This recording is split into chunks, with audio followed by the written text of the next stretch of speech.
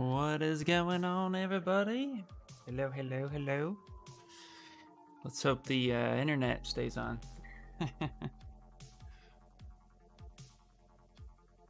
Hey, Mufafa. Dude, what's happening, man? Dude, Mufafa, your shit's looking awesome. I was actually peeking at your croc, dude. This is looking really, really, really good, dude. Love your style, man. How are you doing? Sorry if I sound a little tired today, too. Just a rough night. So, waking up. Got my Starbucks, so life is good.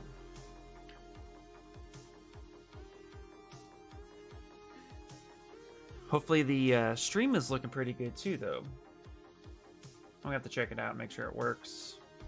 We had massive internet issues last week. Hey, what's up, Inspire?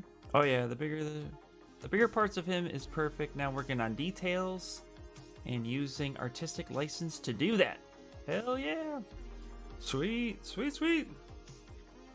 And Inspire is coming in hot with his Batman. That should look good too, man. Looks good to you, Carde? Okay, sweet.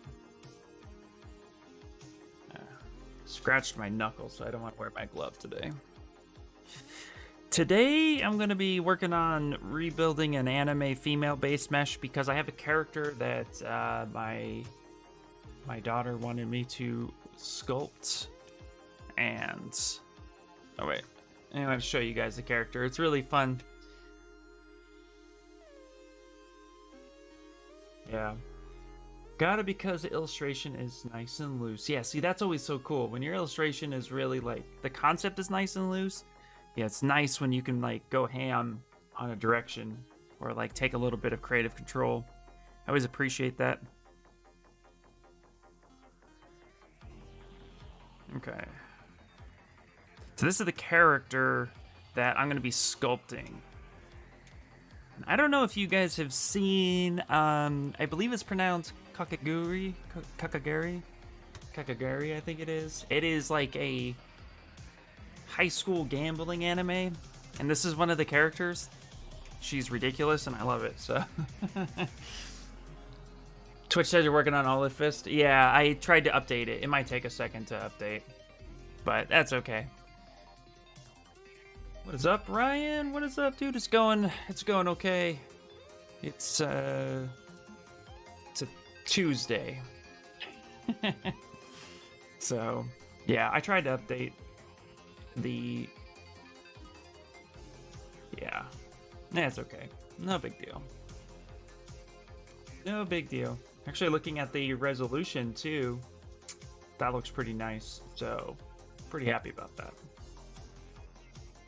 Okay. Only Tuesday. Yeah. Yeah, exactly. So I got my coffee, but yeah, so what I'm going to do is, since we went over anatomy, I thought it was only fitting to rebuild a base mesh for my anime projects. I have a male anime base that I created, but I wanted to create a female one, and then from there, start doing the designs and stuff like that. So I think this will be really cool.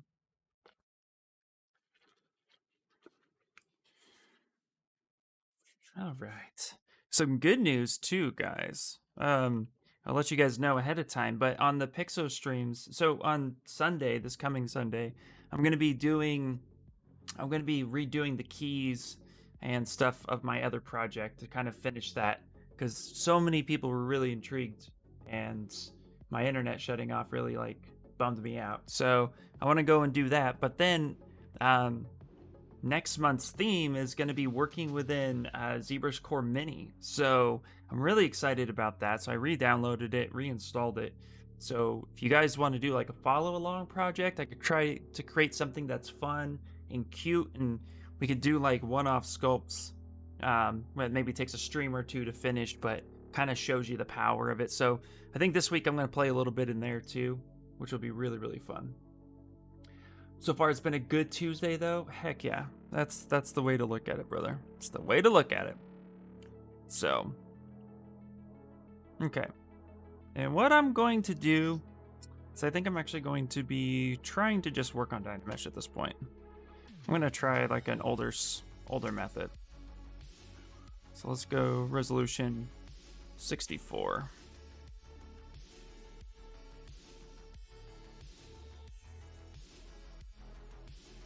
We're just gonna go ahead and start kind of shaping. I'm gonna kind of do like a rough block out.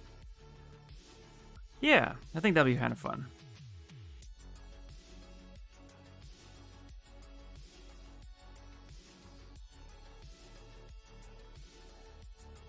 All right.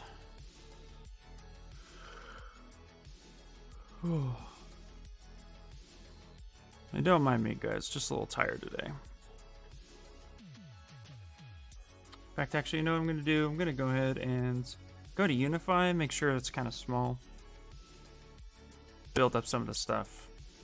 Kind of get something like this happening.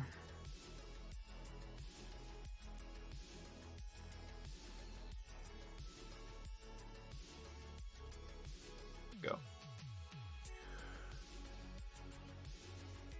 I have been trying to work with this method of doing like Dynamesh pulls for a while, so I've seen enough people do it that I thought, you know, I'm gonna give it a shot. Kind of keep it loose, something a little bit different.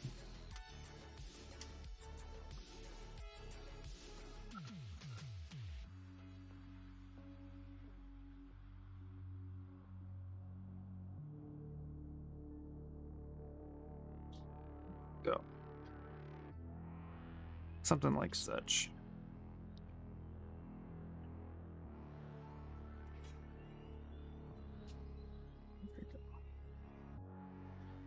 And what's everybody else up to today? You guys got any big projects coming on?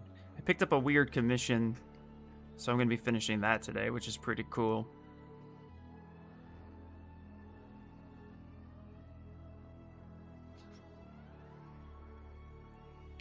Let's see here. I think I'll make that shark guy next. Dude, that sounds like fun, man. Do it. I feel you. My order of 5 hours showed up early.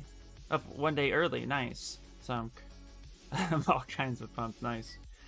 I have no anime clue of things. Does the anatomy for anime stay clear from pushing the form? Yes and no.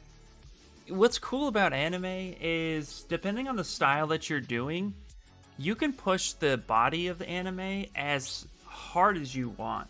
So you can get it super ridiculous, you can get it super realistic, as long as you properly throw on a good anime face and blend it seamlessly, you can actually pretty much do anything with anime, which I think is one of the factors that limits people's ideal of how to approach it. For me, it's like, yeah, the forms itself, they just seem kind of like blah in the beginning, but then yeah, you can really like define it and really hit it heavy.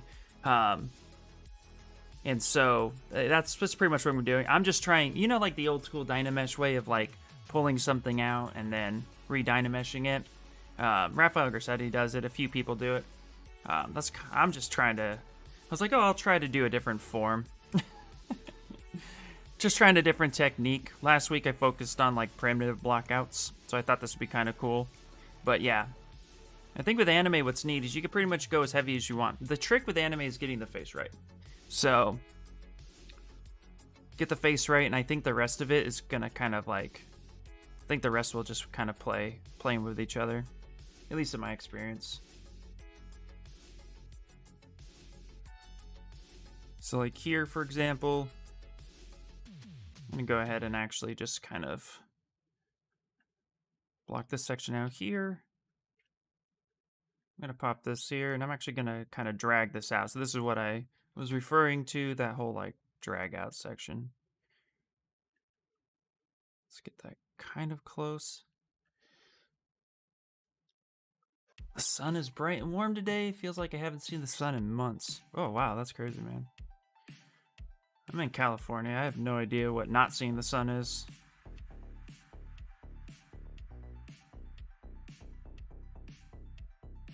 Although it would be nice to have seasons. Okay,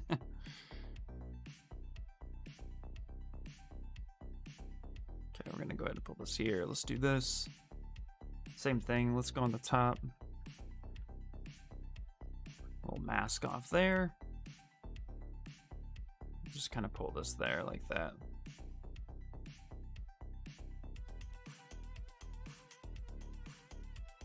I figure what I'm going to do is actually get the next few projects I want to do are going to be anime related.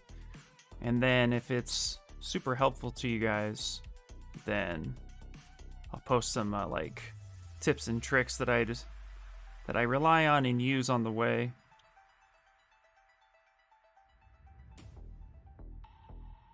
Let's get the head there.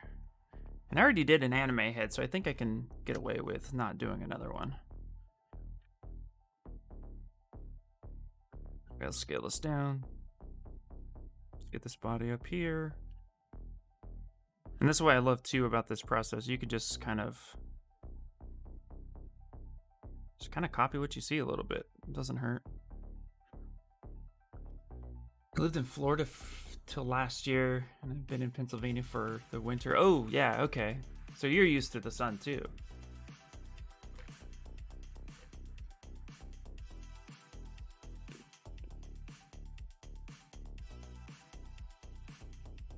Okay, let's grab that.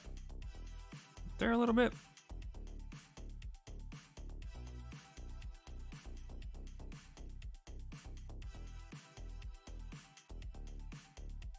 Okay, let's kind of pull this in a little bit. So this shapes will only get us halfway there, and then we'll have to get the rest going.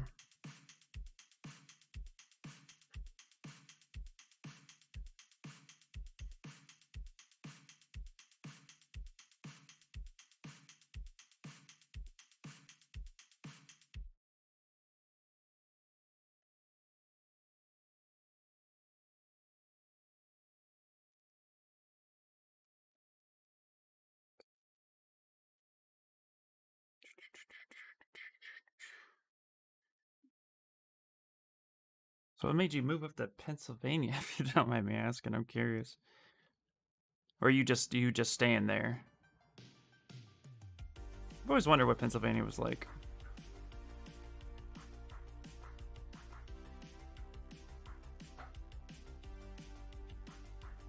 Okay. So now just focus on getting the leg shape. These character sheets, really relying on these to get a certain look is super helpful.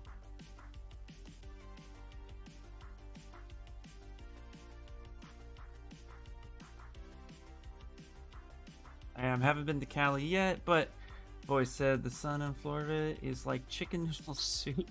It just warms the bones. I've been to Florida once. It was on a layover. And what was interesting was it's like a 5-hour layover, and I had access to like just step outside. It was really like crazy humid, but also just really beautiful all at the same time. I moved up to be with the family during the lockdown. It's nice. That's good. Uncle Jesse should post a short later about the Batman. Should be interesting. No, dude, I saw him tweet it. That's ridiculous, man. Yeah, so I'm really excited to see what he does there.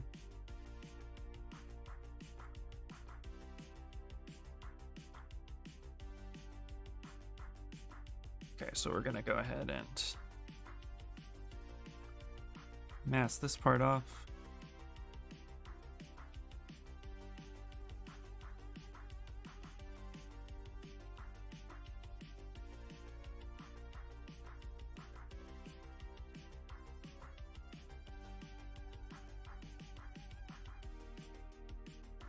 I don't know if you guys can see. Is it in the stream? Trying to get the feet going, so let's actually move that over here.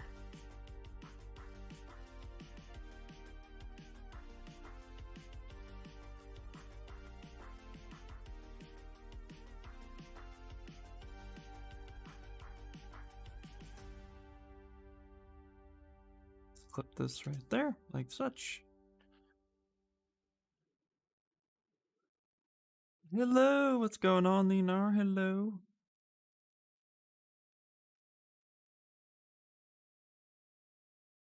There we go. So what we got so far, and we're gonna need to tweak a few things here real quick. So let's actually smooth this down. Gonna take the damn standard, kind of create that pelvic area.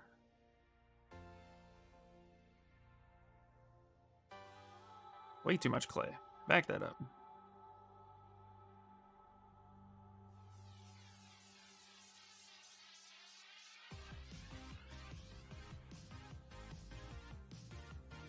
Take that smooth down a little bit.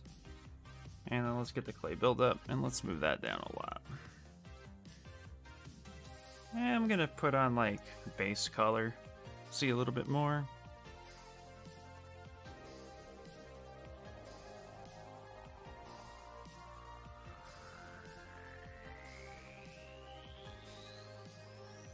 There we go.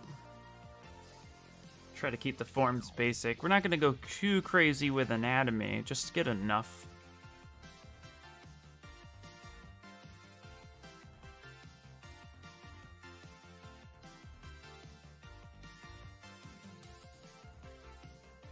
Get a little bit of a knee.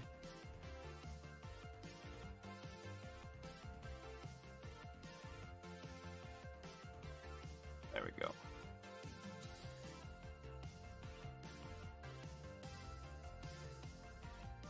There it is. There it is. So yeah, next. What was it? Oh, do you guys want to see the project that I'm working on? Check this out. I had to get this fixed. Let me save this right here. So this was pretty cool. So I got hit up to do like a fix the sculpt commission, which was pretty cool. And so I was working on it last night a little bit, where they sent over a logo. But this gave me an idea to work with. This gave me an idea to actually do some jewelry work. So if you guys have any like jewelry ideas from like a ring or any of the sort, this is something that I was working on last night where I had to kind of bring in the face closer to the logo. But I wanted to show this to you because this gave me some ideas. So if you guys have any ideas of jewelry too, let me know. This is supposed to be a belt buckle. This is one piece and the face just didn't look like the logo. So, the original face, I'll show you the logo, it's pretty cool. Let's see here. Let's come here. Yeah, so this is the logo, which is like zero information as far as the face goes, but except for like eye placement, nose placement, etc., etc. And so I gotta finish this up today. But where it started was actually... This is how it started. So you could see the night and day difference between the face on where it was and the face where I had to take it. Yeah. I wonder... Oh, that's cool. I wonder what it would be like to work on jewelry. Yeah. Vocal looks dope. I think it matches. I think it's pretty close. I think I got it pretty close. So is it sideways? Yeah, that's the thing. It's supposed to be this is where it got weird for me, right? So it can't be a legitimately true face because of how the design is. And what he gave me to work off of. But kind of playing with a little bit of illusion on this. Because if you start tweaking it this way, it doesn't really look 100%. So what I had to do was, here was his original design, and his face is all lopsided. It's not really looking all that great. So I went ahead and like actually had to start kind of warping it a little bit and fitting it and matching it as best I can. It still needs a little bit more work, but yeah. I don't know, it looks good to you. Perfect. Oh yeah. Or more like a purse buckle. It's supposed to be... I think it's a belt buckle. Because if you look at it, like, it's gonna sit like this. And then, of course, although it could be a purse buckle too. It depends on that, yeah. But strap will go here, the belt will go through, and then, yeah. 2D flat images are hard to copy. Really, yeah, really are. So that's what I was working on last night. I gotta finish it today. So that's my commission piece for today. But like I was saying yesterday, Ryan, over in Spicer's thing, because I was working on it last night while you guys were sculpting, was I really like tried to apply some of that business etiquette, because when I was talking to him, it was so weird. You know, he was uncertain. The client already spent like, whoops, there goes my pen. Client already spent $200 to get it sculpted, right? And then he was basically like, I only want to spend $100 more. And I was a little like, okay.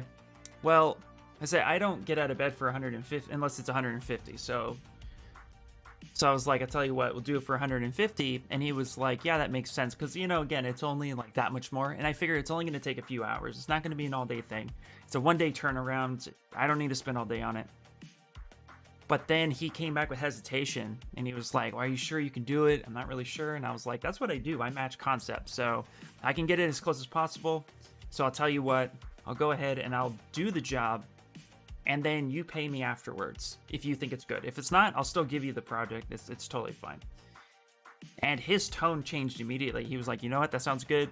50-50. I'll do 50 up front and then 50 on delivery. And I was like, perfect. I said, and I'll even send it to you to get your little, like, you know, your little reviews and stuff like that. So you get one review to kind of go in and look. But it immediately calmed the situation. And I thought, man, that was so cool to be able to sit there, because I knew confidently I can match it, right? So it was so cool to sit there and say, look, I don't need this money, but I want to help you. And I do want to get paid for my service. So how do we approach it? And it was really a neat experience. So just that one takeaway would just made the 9-day difference. And I had to share you that. Did you start with the body or did you sculpt straight out from the buckle? I actually, because he provided the buckle and it's just the face fix, I just started manipulating the face. So because this was the original one, I went ahead and made a duplicate. This is super low resolution, by the way, so I dynameshed it to be 4 million and then moved over the sharp details and then just started tweaking the face. I immediately just lined the concept up and started pulling the face, much like what I'm doing right now with this anime. So it worked. Oh, you paid attention late? No worries. Yeah. So this is where I got so far last night. I think it's a lot better. It's a little sloppy, so I'm gonna have to clean it up. But even some of the hair details weren't 100% right, so I tried to bring it all in to dial into the face. And I think this is a lot better. So, which anime? Hey, Manifesto. So, I want to pronounce it right. I believe it's called Kakaguri. I believe that's the name of it, but this is the character we'll be sculpting. It's my daughter's request. And this is her favorite character. But we're going to be doing a few more anime projects as well here. So I'm really excited for this one.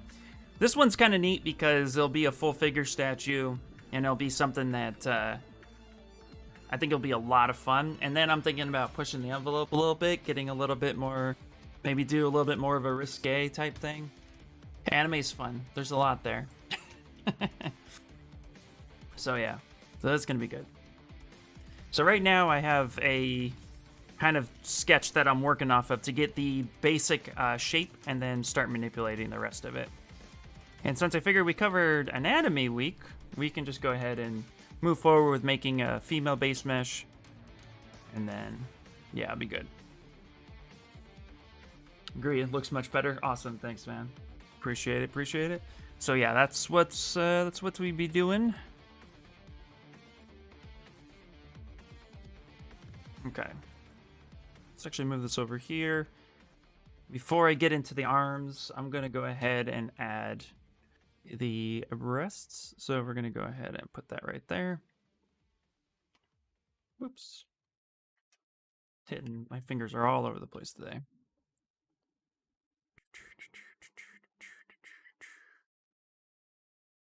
There we go. Let's kind of get that in there a little bit. Bloop. Bloop, bloop.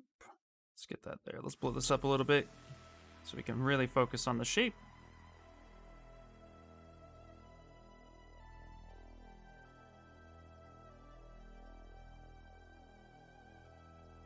So this is a technique I've done a lot that I really like. I'm gonna go ahead and actually dynamesh it together. Let's get that going. So yeah, so it'll be fun. If you guys have any anime characters in mind, let me know. I'd be down to get some ideas.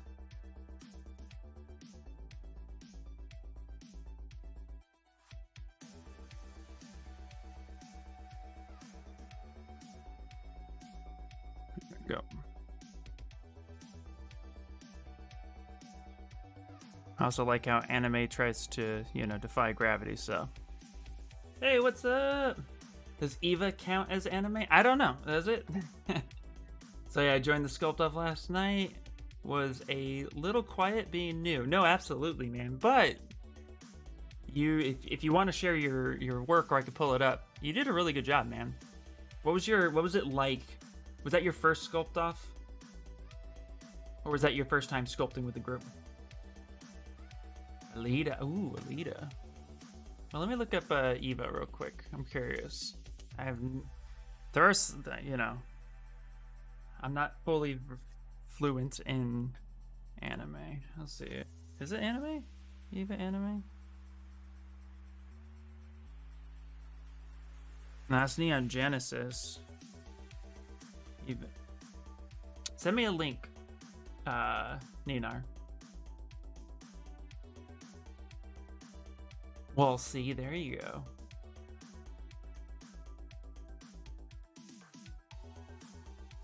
Yeah, okay, Neon Genesis. Okay. Yeah, it was the only thing other than Ghost in the Shell that I could think of. Nice. Nice. Ghost in the Shell, that'd be pretty crazy. That's actually, there's a famous scene of Ghost in the Shell. I'm sure you all know it.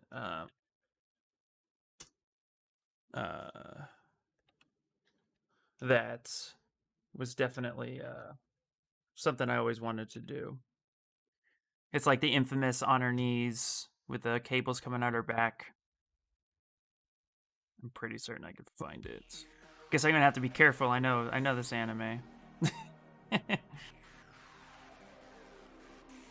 But you know the one where she's kneeling down, she has the cables coming out of her back. That would be one to do.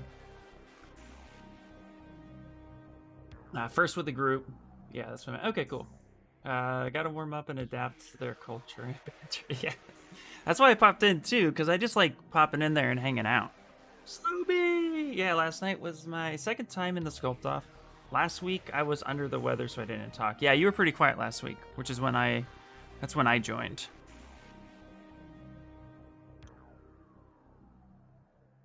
Yeah, I was there last week, but yeah, this time I just couldn't make it. I had too much to do. Too much to do. Let's pop this out.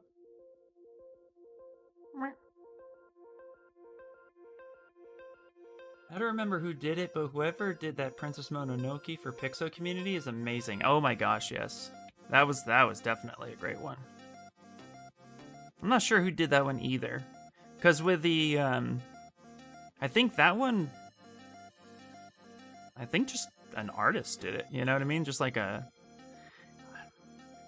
I don't know if it was somebody for Pixo exactly, but. Okay, what we're gonna do is I'm going to make sure this is a little bit more of a traditional A pose, not necessarily a T pose. But we'll use her arm length. Get that.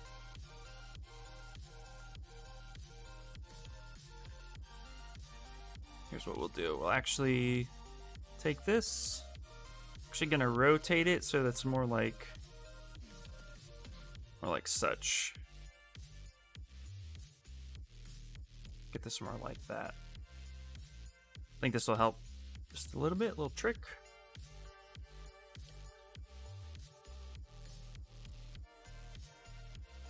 How's the belt buckle coming along? It's coming along pretty well, actually.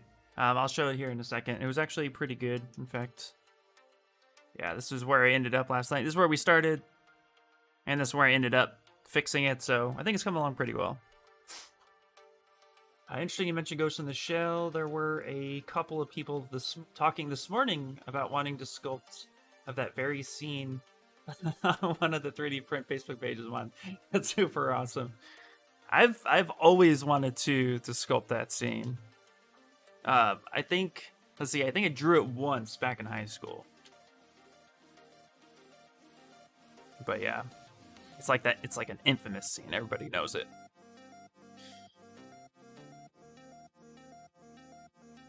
Okay, we're just gonna go ahead and get this going a little bit more.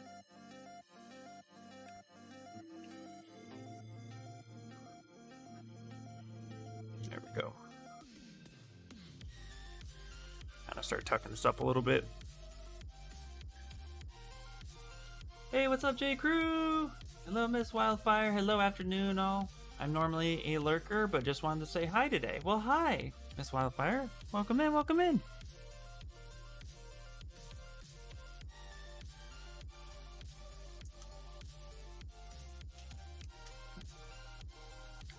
Who am I sculpting now? I am sculpting, let me pull up the reference real quick. Let me get the name. This is an anime my daughter was watching. Anime female face. Let's see, go back one. Runa Yomozuki. Runa Yomozuki. Yeah, they posted a GIF of that scene in the. It was definitely a not safe for work part. Yeah, absolutely. Well, welcome in, everybody, J Crew. So yeah, this is what we're sculpting today.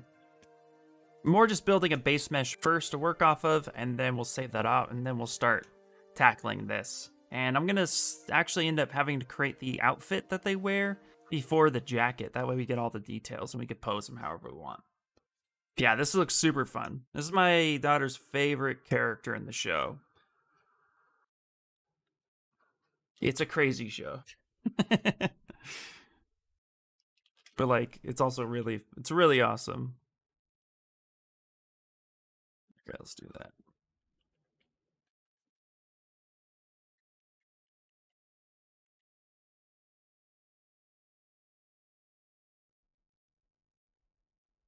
Okay, let's take the inflate brush. I'm actually going to just kind of blow her hand up a little bit.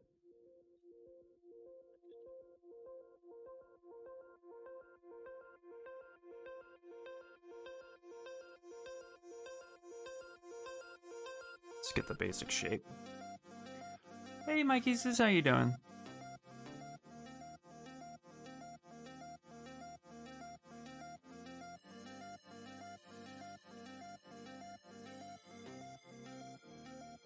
Let's get that going.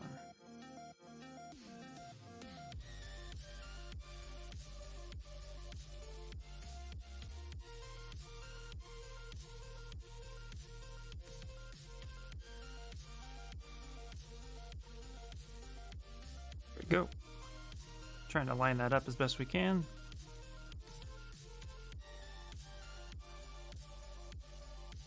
And then we'll start getting the fingers in. Alright, I think at this point we can kind of factor in the rest.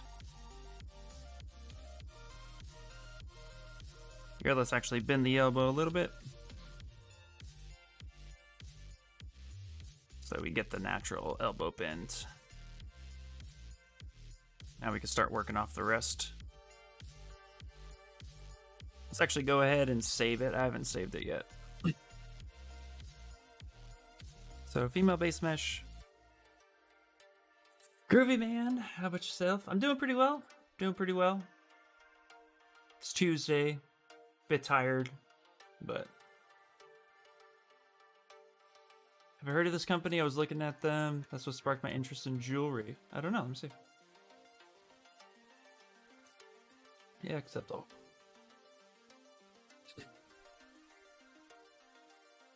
I have not heard of them. It's a 3D printing service. Cool. Upload your model. Interesting. Might be worth taking a look at. Bookmark it. You never know when you need a good service.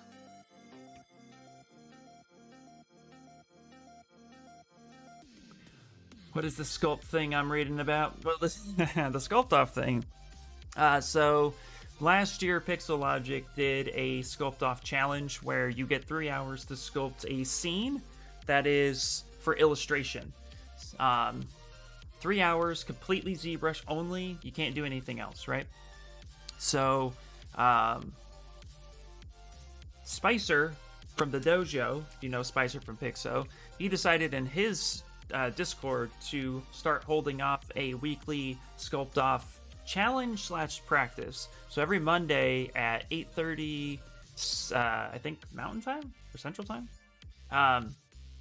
So it's usually 6:30 for me.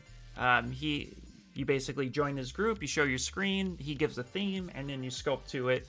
And he allows you to render in any engine, but I like to render in ZBrush because that's the rules from the last Pixo. But it was really fun to do. Central. Okay, cool.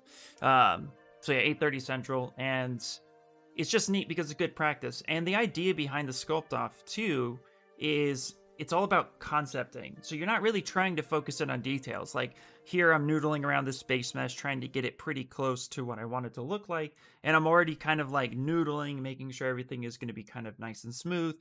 For the sculpt off, you really want to focus on just pure concepting skills. So you take the theme, even if your concept's matching, you're just going to take that theme and you're going to work as diligently, as fast and accurate as possible.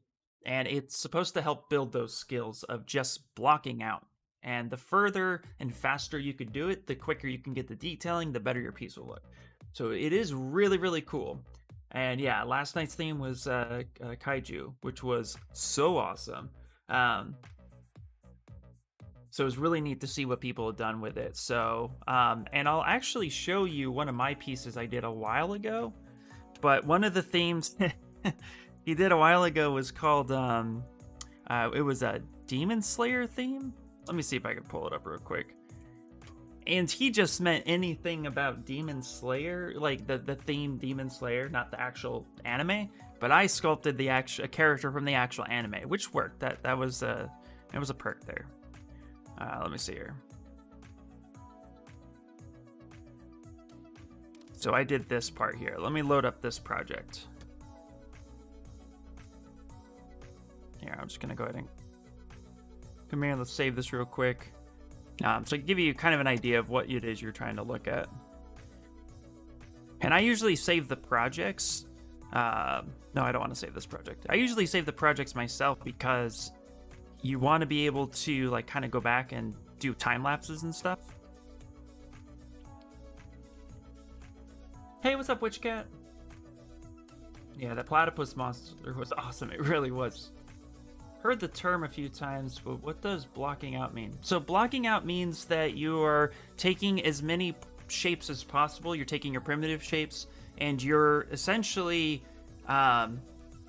combining them to make another shape. So for example, here with the human character, I'm taking spheres and I'm positioning them to build the rib cage, the arms. You're just kind of blocking in those shapes. It's literally just taking shapes, manipulating them, and forming them together to make another shape. Yeah. That's the easiest way to explain it. So here was a blockout I did off of a concept from the show. And I did this in 3 hours. Now, not from a sphere. Not gonna lie. Like, I actually did this from a base mesh that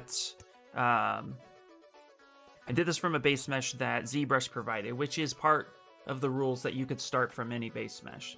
So yeah, so it's a really great exercise. And like I said, the idea is that you end up rendering it. So I think it saved my render stuff. Let's see if it did.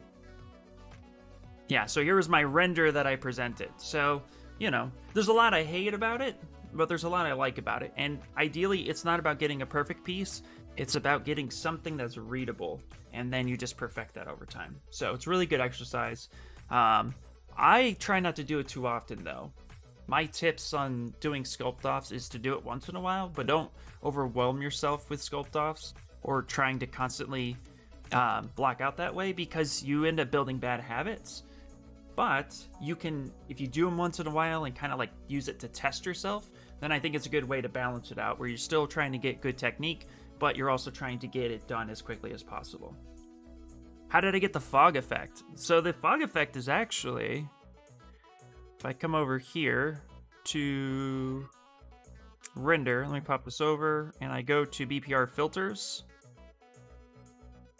Let me turn this stuff off here. I have this texture filter right here. I don't know if you guys can see that. It's a texture filter. And it's just, what texture was it? It was texture 18. And then you can just adjust the opacity. And then you can adjust the actual size of it. You can go to modifiers. You can also, where is it? Yeah, the texture shape will change too. So I had it at texture 0. The more positive the number, the smaller the texture gets, but at 0, it's pretty big. And then yeah, if you just go ahead and render it, it just stays right there, which is cool. I also used a fade to kind of give a little bit of depth. I used a sharpness, outline cavity to kind of pop some of the muscles. I used the new radial overlay to kind of isolate and get the fall off. So I wanted the light and the focal point to be his face and torso, and then I wanted it to kind of fall down. Also to hide some of the imperfections. This body looks ugly. And I also had Orton on, which kind of brightens it up a little bit. And then sharpness. Yeah, rendering is pretty cool. This is where you want to focus on. When you go to render anything, go to your BPR filters, really just start playing in here and use some of the modifiers. Check this whole thing out because it's really, really cool. But yeah.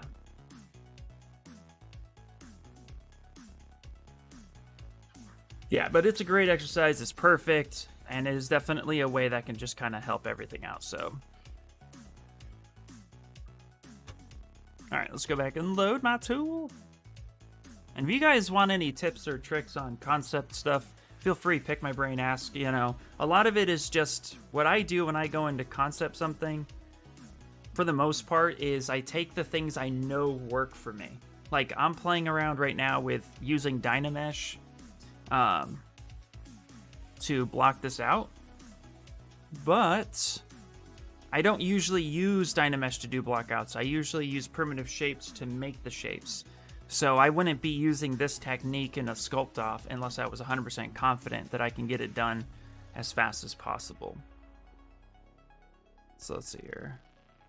Yeah, let's start with new document. Yeah, that's fine. And let's do that.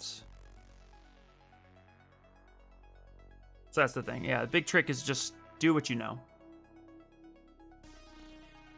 But if you go to Ask ZBrush, there's a ton of like render tutorials. How do I delete a tool, not a subtool? How do you delete a tool? You mean up here in the list? Like, how do I delete this whole thing?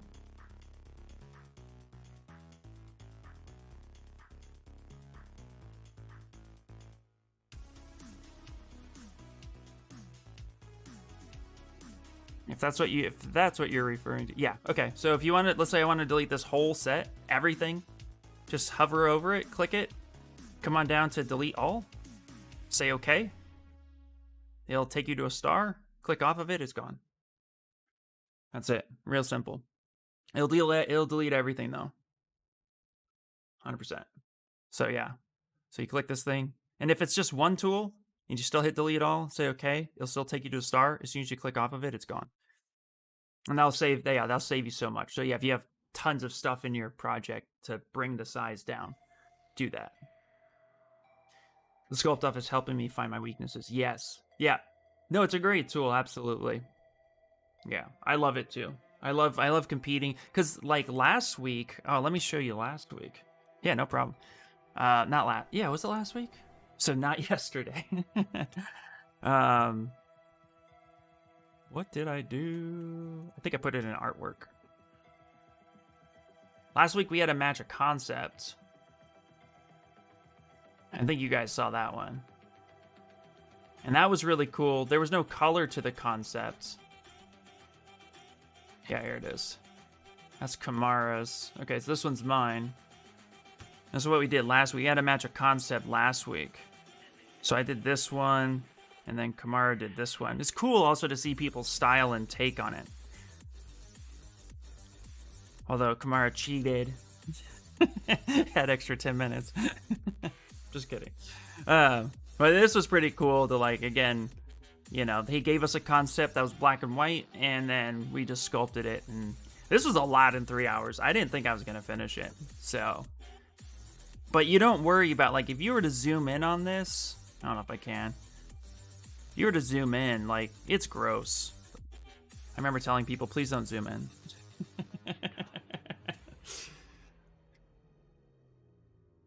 Okay, I'm gonna come on, ZBrush, come on, ZBrush. Let's adjust the resolution here.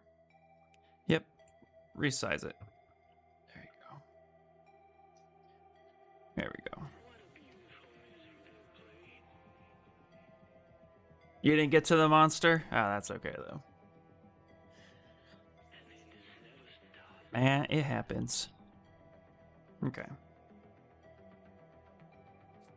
All right, you know what? Let's see here.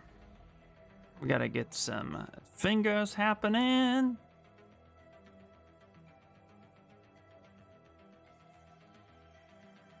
Also, too, it's a little hot. 1 second, guys.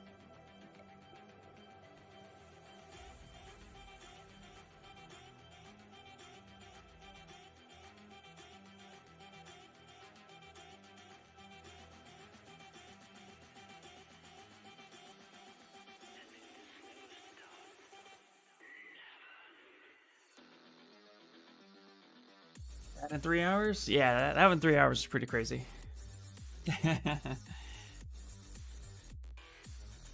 Well, you are slow VR.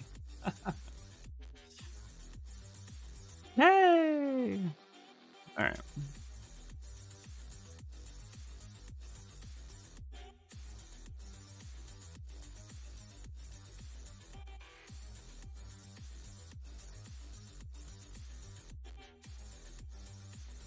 There's a part of me right now that does not want to sculpt a hand.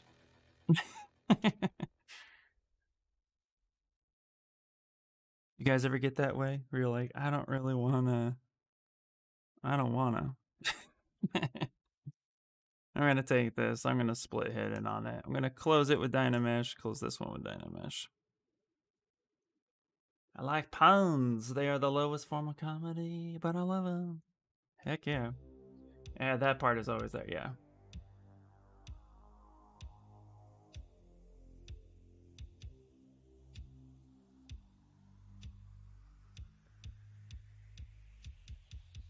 I could take this finger and kind of work the finger a little bit.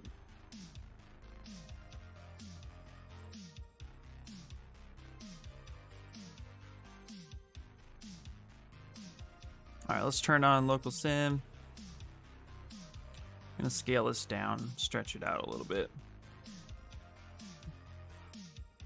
Get that nice skinny finger happening because it is a female hand, so it's gonna be nice and skinny.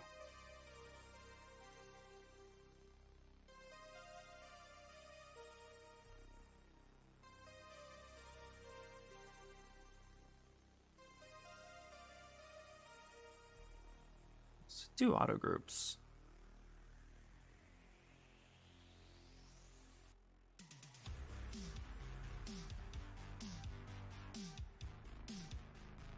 Rotate this down.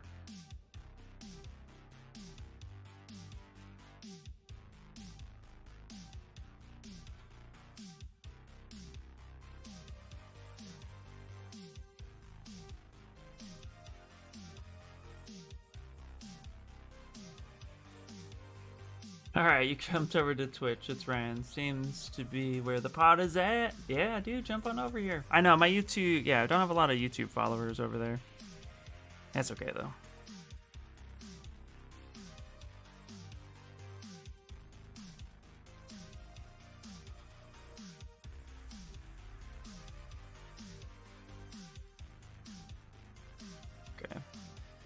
Just kind of get this shaped in there like such.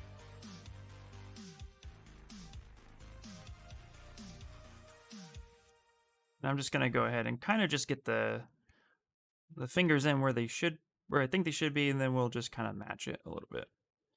Yeah, so let's do auto groups and let's do mirror and weld so that it's both on the same side, like such. And then now we'll go ahead and kind of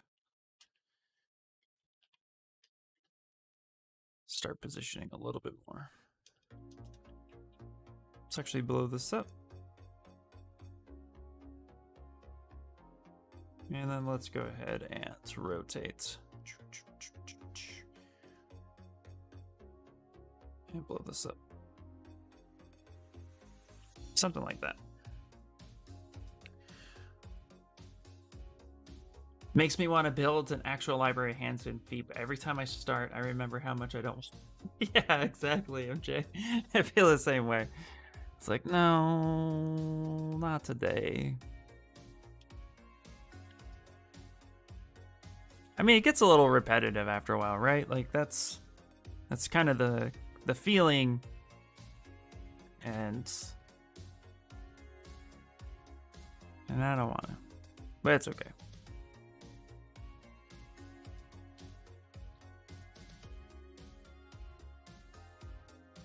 Definitely when I work on commissions and stuff like that, you know, I try to work from one of my pre-designed base meshes or any base mesh that gets provided. So that way it speeds this up, so I find that to be a lot more helpful.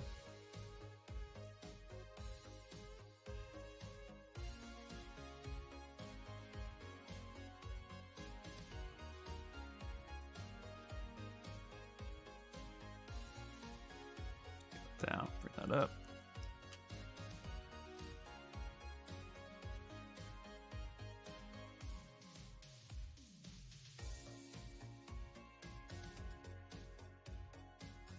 Yeah. Do it over time when you need to. When your sculpts call for a hand, just make sure you add it to the library. Yep. Finger topology is making you cringe. Oh yeah. Well, this is just Dynamesh, man. Don't judge it on Dynamesh. Don't worry, it's making me cringe too.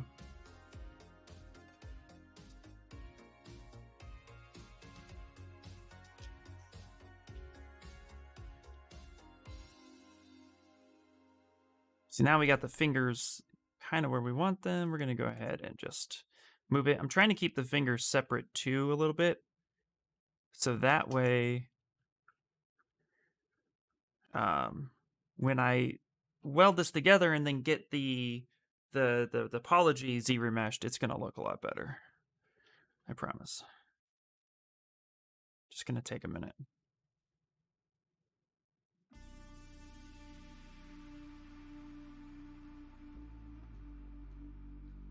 Greetings! What's up, the Painted Dragon? Hello, hello!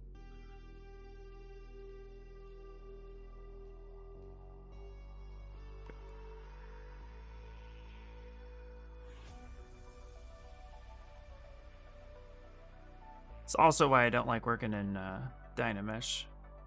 Sometimes I just end up fighting it.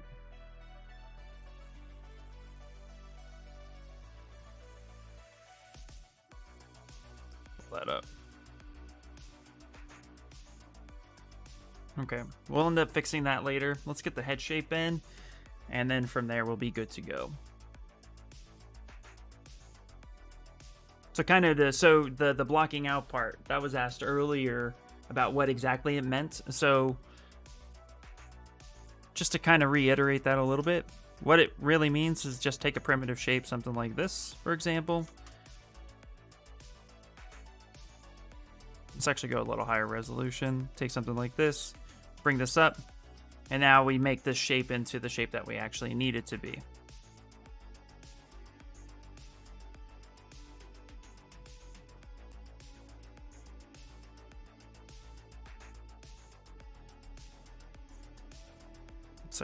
Let's blow this bad boy up a little bit more.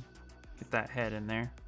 Anime heads are very specific, by the way, so you gotta approach an anime head a lot differently than you would a realistic head.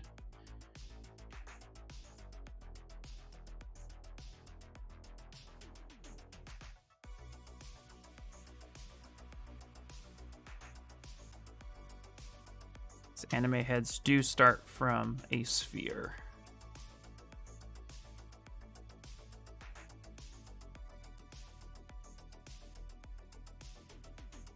Oops. And the other thing is I really just kind of need to realign the body a bit better. Need to do my job better. There we go. Yep.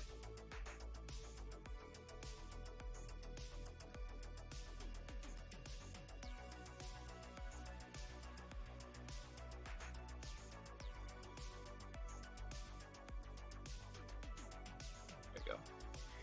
Hands are hard. Number 22. Exactly. Yeah, the Reptar was awesome.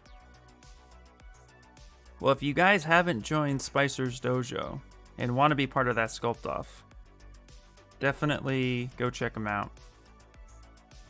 His Discord is free. I show up there. It's definitely worth it.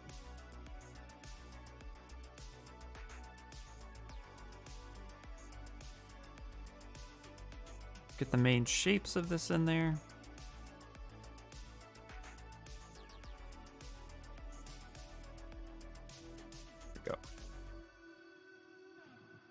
Now, of course, depending on the character's face too, will depend on how extreme this look is. But we're gonna go ahead and dynamesh that in, and then we'll start tweaking this. And anime heads, just like any head, anime heads are, you know, they still have those planes. So that's the hard part. We got to get that plane right. We'll do all that once we do remesh. MJ Sculpts, do you have an art station? I think MJ Sculpts has an art station. If you guys want to share your art stations, please drop your links. I kind of want to create something for the chest area of the gator. I'll do some chest variations and share on your Discord. Heck yeah, dude. Do it.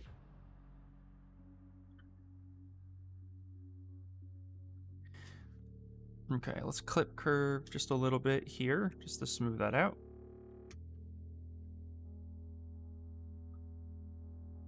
Okay.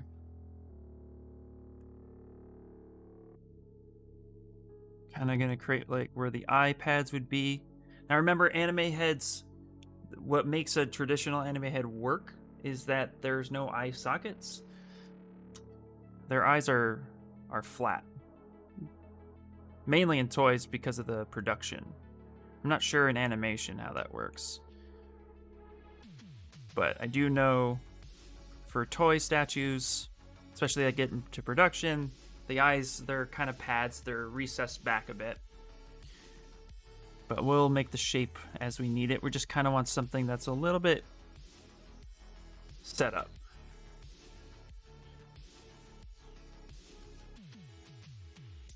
So we'll make the chin.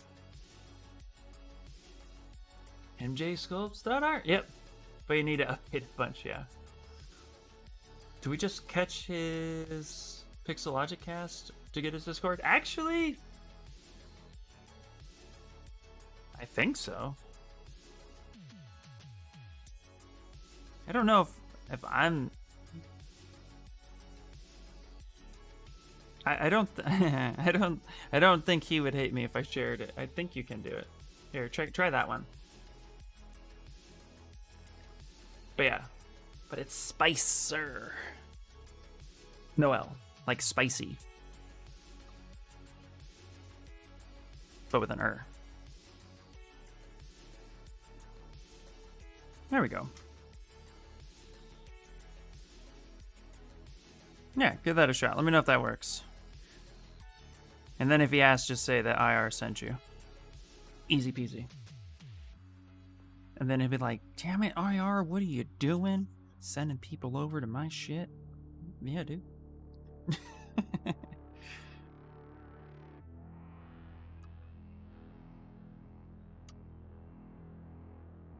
Yeah, no problem. Yeah, he's a fun character, dude. Super fun character. Love hanging out with him. I know he shares it on his Pixo streams. He streams tonight too, guys. So if you want to check out some of his stuff, yeah, I love him. He's funny. I was able to invite some to his Discord, no problems. Yeah, and I think that link works. So okay. All right, we're about ready to merge things together.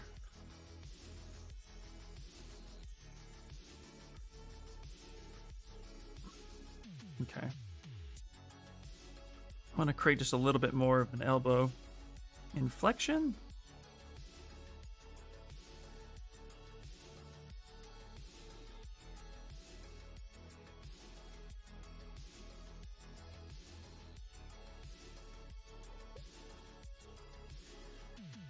There we go.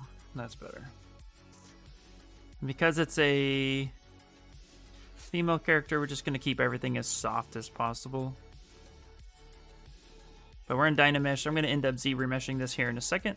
And then we'll end up fixing it, kind of dialing it in. And then yeah, that'll be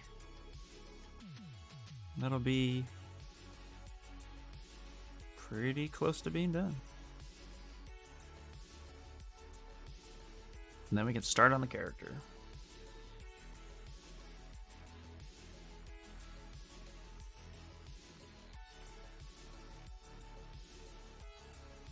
Has anybody been banned from Twitch for sculpting booties yet? That's kind of been my thing. Okay.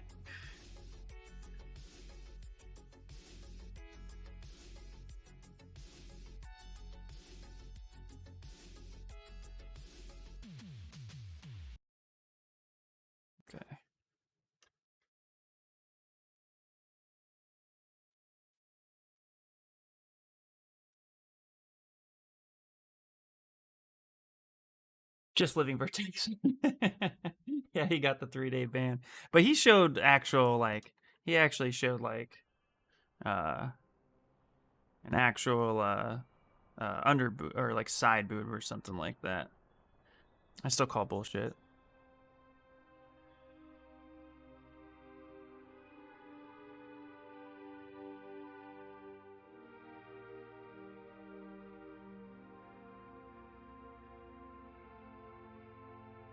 Kind of get that little kind of heart-shaped diamond thing happening on the back.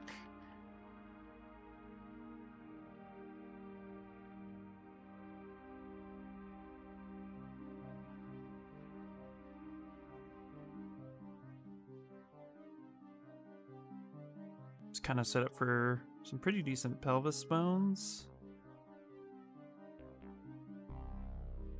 And we're going to start refining here in a minute. Go. Okay. I think this is a good spot to try to Z-remesh, merge it all together. So let's do that. So let's go ahead and merge down. Call this the Dynamesh face. I'm going to duplicate it. I'm going to rename this the remeshed base. When I make my base meshes, I like to involve the steps that I took everything. It's kind of just something I like to do. Let's actually take this. We're going to up the resolution. We're at 64. Let's take it to 128. So that way we have a lot better of a resolution. Do the same thing here. 128. There we go. It's already renamed it. We're still going to need to fix the hands and thumbs.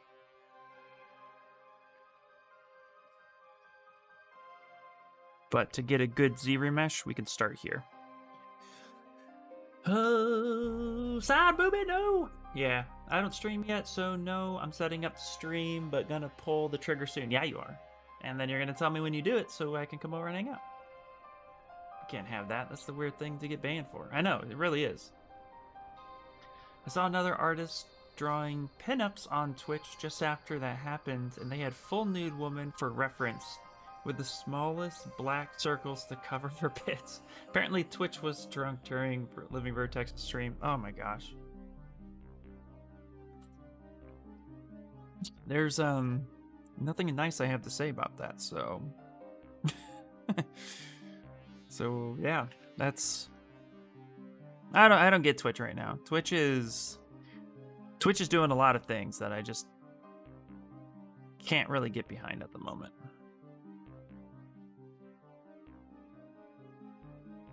Okay, I'm actually going to really quickly rename this. I'm going to copy this.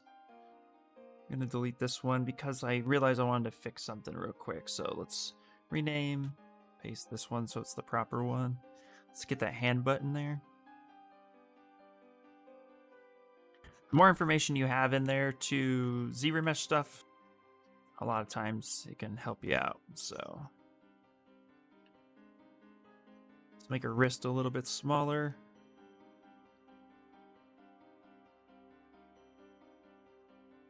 So I don't know if this is a tablet thing or if this is a ZBrush thing, but I'm going to say the right-click army, there is one flaw I have with it, and that is if I were to right-click over here, and then now I'm trying to rotate around the hand, and then I click over here to move it, wherever I'm clicking, that's going to be its center point, and that gets a little annoying sometimes. It's my only issue with it.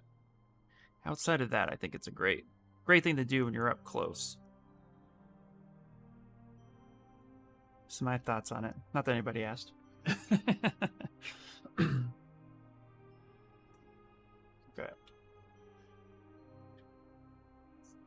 Let's take the trim dynamic real quick. Let's take this guy. There we go. All right. And we just get a little bit of that hand meat, and then we're going to fix it. Okay, let's save.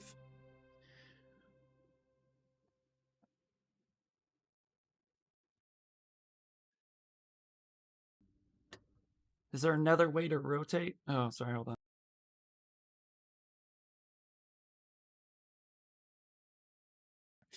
Is there another way to rotate? Yeah, so it's the click and tap. If you click on the empty space and rotate, that's how you rotate, right? But there's the right-click army. So if your pin is set to do a right-click, then you can right-click without touching the screen and rotate. But wherever your cursor is, the moment you hit right-click, it's gonna like set a point of rotation. And then if you were to like accidentally, like let's say you're really, really close, like you say right here, and you accidentally do this, and then you come up and you're trying to rotate, sometimes it can like kind of throw you off a little bit. I've had like little tiny issues with it, nothing too crazy. I'm just like, just something I noticed that it really does pick a point.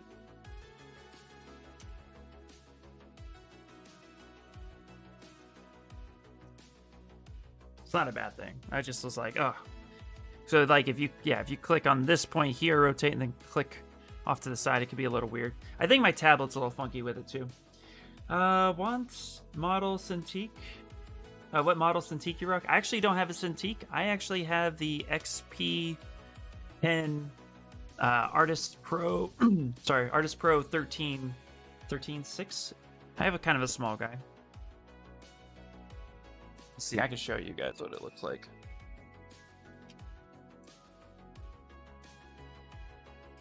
See if I can lift it up. Yeah, it's an XP pin without pulling it out. Yeah, so it's not a Cintiq, but it's pretty small too. But it works. But I think the new ZBrush and my drivers on it are a little funky. I mean, I use right click to rotate my whole life. Oh, well, you know. Well, in ZBrush, there's another method. You can touch a blank spot. Okay. Let's go ahead. All right. We're going to ZRemesh this now. So I'm going to go ahead and click this guy right here. I'm actually going to, as well, make some polygroups.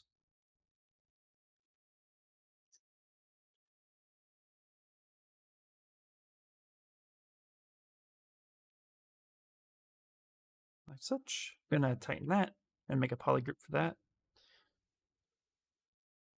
So hopefully we can get some good edge flow in the beginning.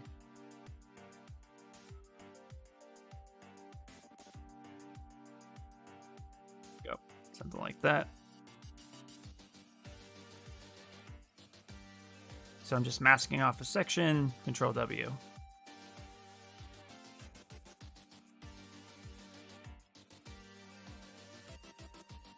we go.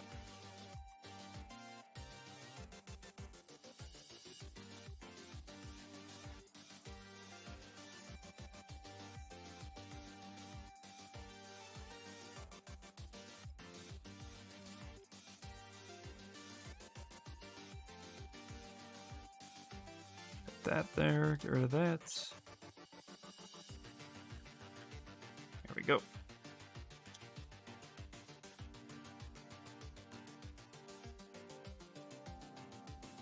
Grab that there. I'm gonna have to fix her feet too, but that'll be easier.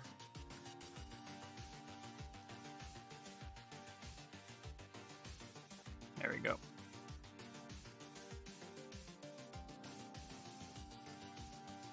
You have the 16.5, and sometimes I feel like I don't have enough room for anything. Yeah, I'm used to working small, so it works for me, but I do want to upgrade it eventually.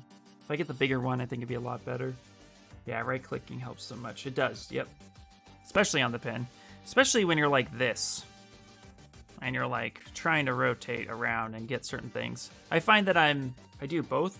I'll right-click when I'm really close into something, and I'll side-click when I'm further out.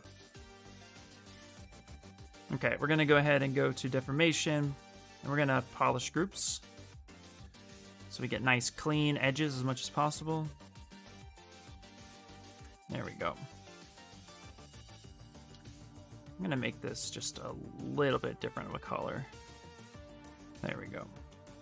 All right, geometry, Z remesher, keep groups, turn off adapt. Yeah, let's try 5. Let's see what happens.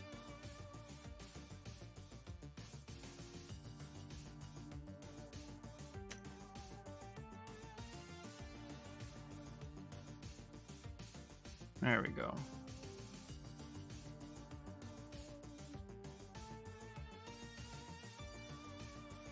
Yep, I think that works out pretty well. Of course, I realized I forgot her ears. So knowing that that works out pretty well and that I just did all that, let's, you know, do it again.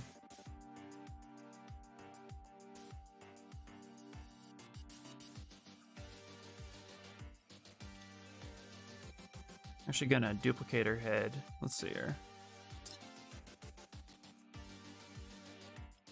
Real quick, split hidden. Because I'm lazy. Gonna duplicate that.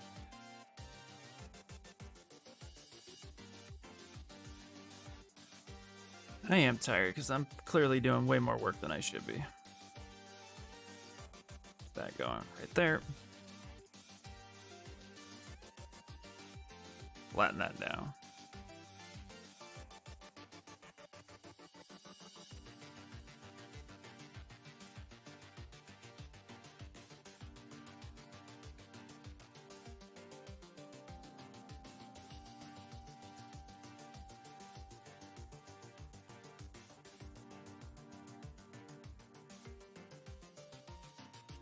Get that positioned right. Now, I have a Galaxy book. Thank you so much, by the way, Panda Japan. Thank you so much for the follow. I have a Galaxy book as well. I can't get work on the screen that small. I tried. More power to you. I was the guy... Not that this is an excuse or anything. I was the guy who wrote microscopic. Just so, like... I don't know, it was just easier for me to do it. I wrote really, really small almost all the time. It just worked.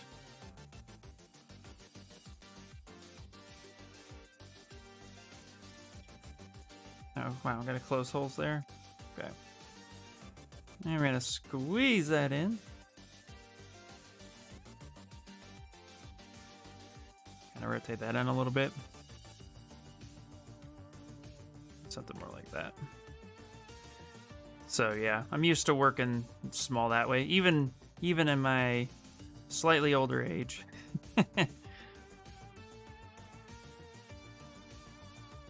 just works. There we go. All right. Get some basic ears in there. Yay, basic ears. Okay, and now we're going to go ahead, rename this. Fix that. Merge down. There we go. Okay. Let's actually merge it together. Now we have the ears. And it's really important to just note where everything is and how it should be. Man, that's not much older than me. Nah. Hey, thank you so much for the follow. I appreciate it. Richu-san? Hopefully that's how you say it. Yeah, I used my I used to draw in 3mm lead. I got a note so I could draw anywhere and use. Oh, wait, hold on. I'm sorry.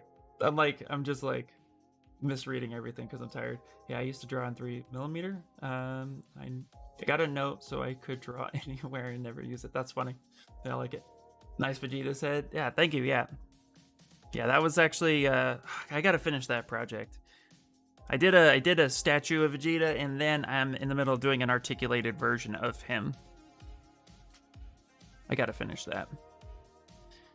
But thank you. Okay. What I'm gonna do real quick is... Alright, we got the ears in there. Got the nose pinched. Alright, let's go ahead and Z-remesh, and then let's just kind of start cleaning up the mesh as a whole. Nice. Thank you, thank you. Alright, so we're gonna go ahead and duplicate this one more time. Save it. Let's rename this the Z-remeshed base. Again, I like to just kind of... I like to, when I'm making base meshes, save my steps, because I just feel like you never know. Alright, 128. Now let's go to Z-remesher. Oh, we have to keep groups. So let's actually create our groups. So let's do that. Whee, coming up like that. I'm even going to create the ear to be a different group as well.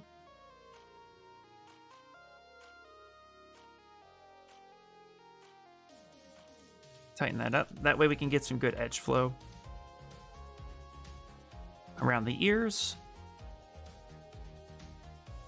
Let's go ahead and make the body like such. Let's grab this right here. Vegeta! Yeah. Yeah, I want to beat head for that spot. Heck yeah, dude. Okay, let's grab this guy right here. Tighten that up. Let's get that.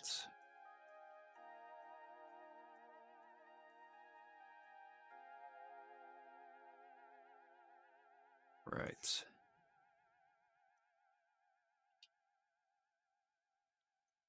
take that one.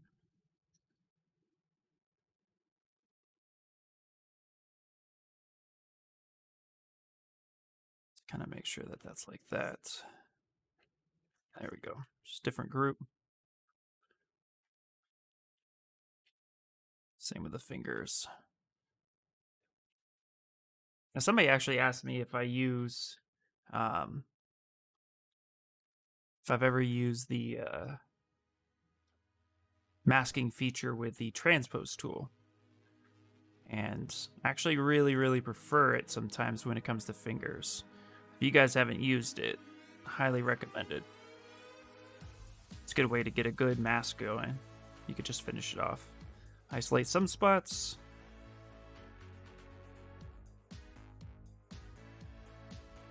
There you go. It's definitely one way to do it. I gotta get back to articulation in my guy too. Got distracted. Yeah. Well, the thing for my articulated figure was I actually sent it off to a buddy of mine who wanted to do a bunch of testing. And I know testing takes a long time. But I just kind of need to know if my joints work.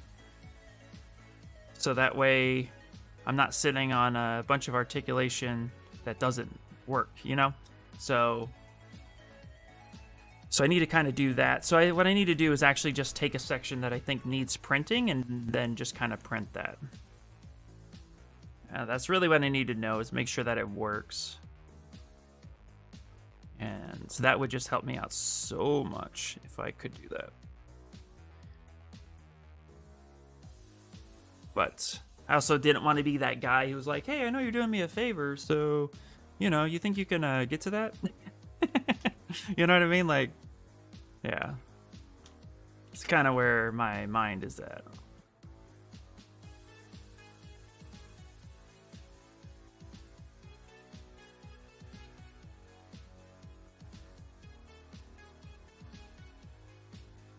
Have you tried edge loop mass border for the step of your process? It's pretty helpful with Z-remesher for grouping like this. I have, yeah. I have definitely done that. I tend to fall on the sword of the deformation keep groups or polish groups. I don't know, it just seems, it's just been a habit. But I have used that other one. Actually, I used it during a Paul Gabry study, because he uses that all the time.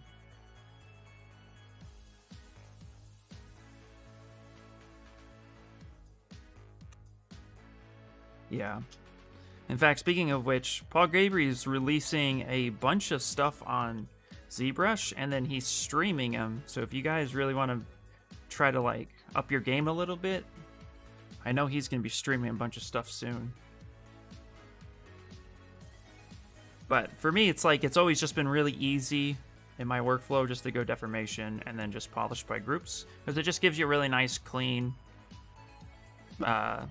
features, and then you can go ahead and just kind of like Z-remesh it. Honestly, this is like the hardest part of that whole step, but I want to try to get other workflows done too. Get a little bit more of the, like, perfect it a little bit more. I think it'd be good for me. I think it'd be good. You know what?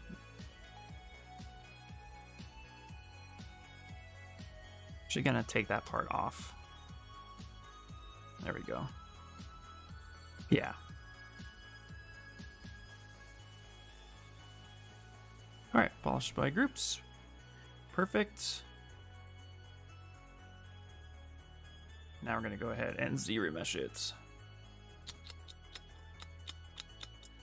Keep groups, turn off adapt, and 5 was almost a little too small, but I think it worked out well. So let's stick with what we know.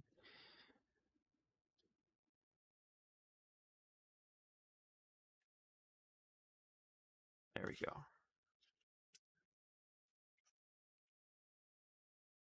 Yeah. There we go. Now let's shape her feet a little bit more, because these are ugly.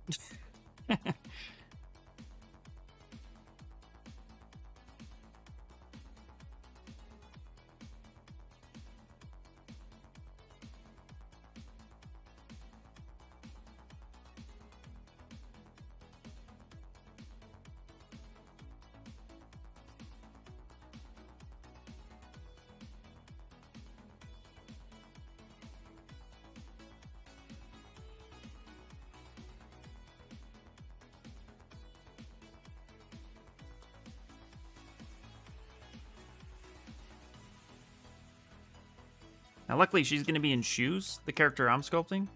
And so for most of my base meshes, unless I'm going to be doing it on purpose, I usually don't sculpt the toes in. Just don't think it's necessary.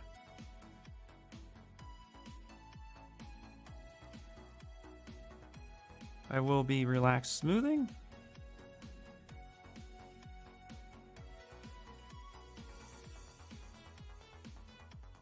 All right. Get her to have some nice feet.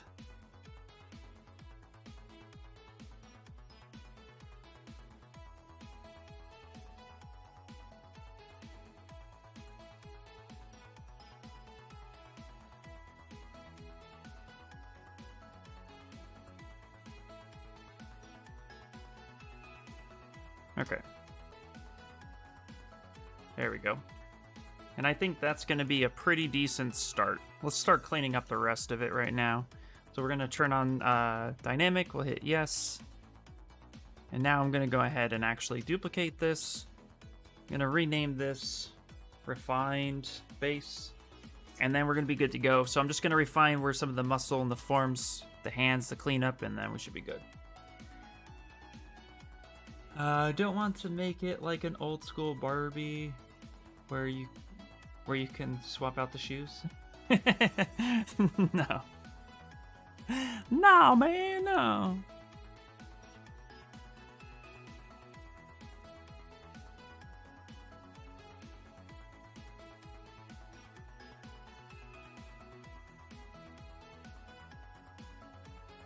Nah.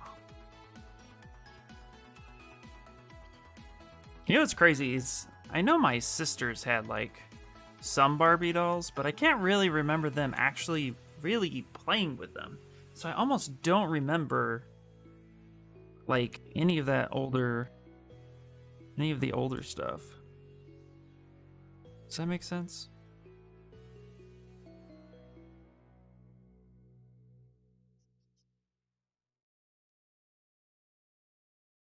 By the way, too, there is something that I'm going to say, and I've noticed this with a lot of anime sculpts. Unless the hand is super expressive, a lot of anime sculpts tend to have very lazy hands almost. With like just a little bit of flow to them, so just something I've kind of noticed over time.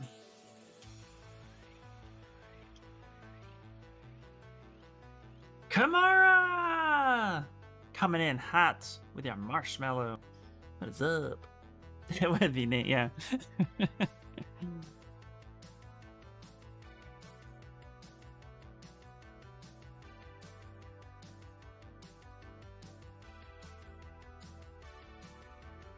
Oh yeah.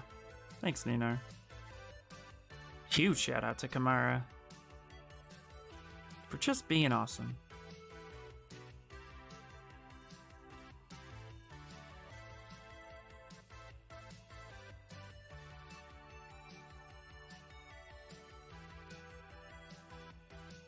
Anime is designed for being created with speed, so why would it be different in 3D? Yeah, you could spend more time on your sculpts in 3D.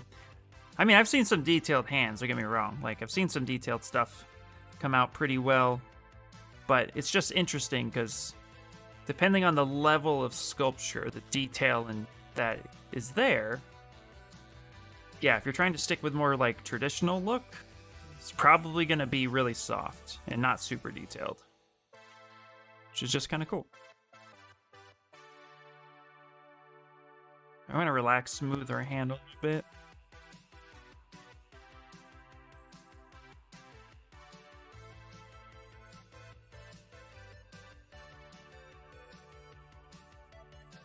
Now I just kind of need to make sure things aren't broken, so we're gonna just turn off our transpose. Let's actually select this section here.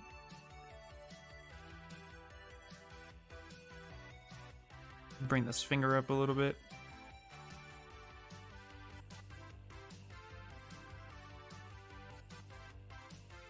Still waiting on the she shanty. Man, I keep lagging out. Gotta go. See you guys next time. I just hope you're a rockstar. Thanks, my Keesies. Thanks for stopping in. Sorry you're timing out. That's a bummer. But thank you for stopping in. I really appreciate it.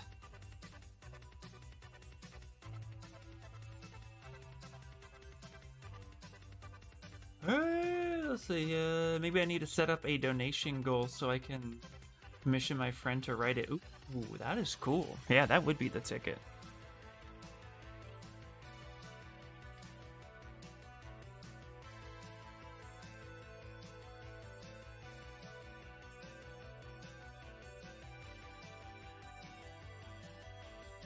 Okay.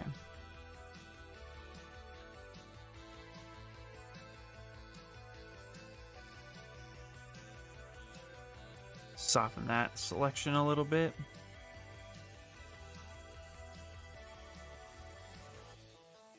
I bring that in just a smidgen.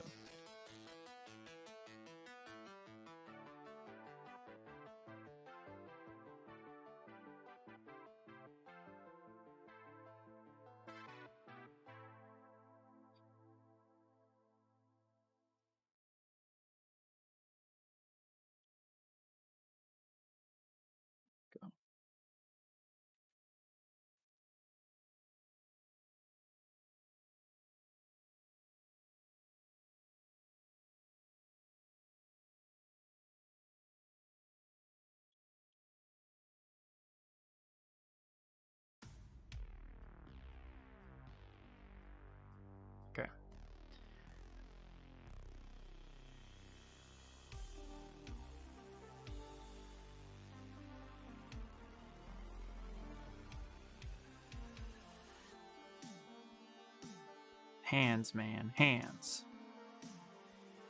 Alright, let's go ahead and save it.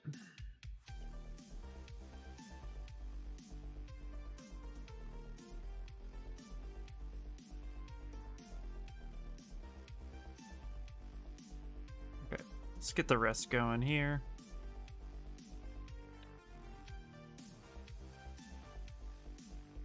I'm gonna kind of look at a little bit more of my anatomy charts real fast.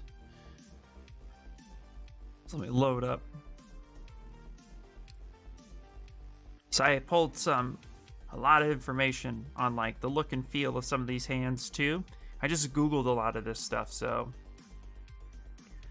even poses, common poses in anime, etc., etc. So, and I think, did I get a hands one? I thought I did. I guess I did not. Ooh, thought I had it. All right, well, it doesn't matter. Got a foot one too, so we want to make the feet just a little bit more inward a bit.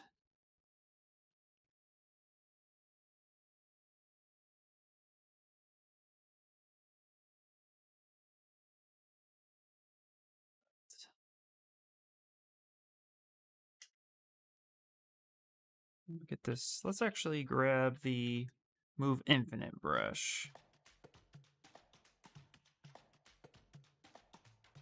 There we go.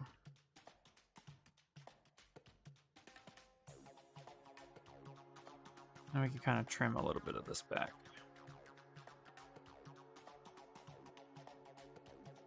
Perfect. All right, now we're gonna go ahead and start redefining some of her hips and stuff.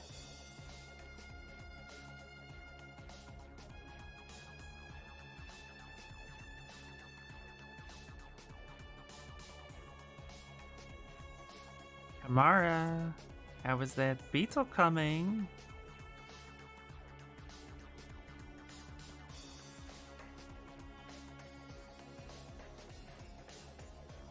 Turn off the polyframe for a second.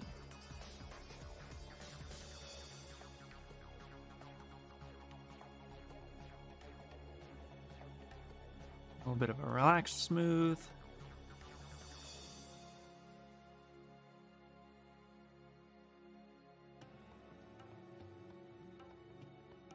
Figure maybe if I have the poly colors on, it won't look like the thing that I could get banned for.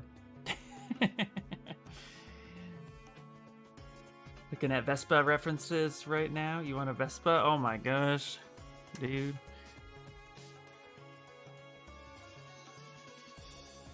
Alright, so when you're trying to refine too, a thing I've noticed that really helps out is going up in subdivisions.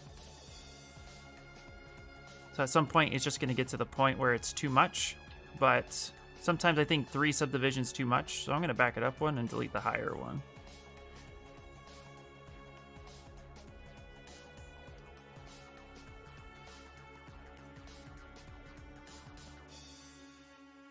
I'm actually gonna... yeah, that's fine.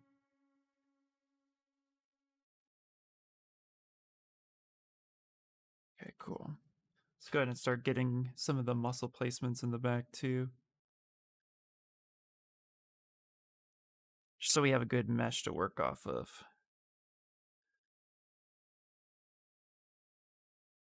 Get the rib cage in there.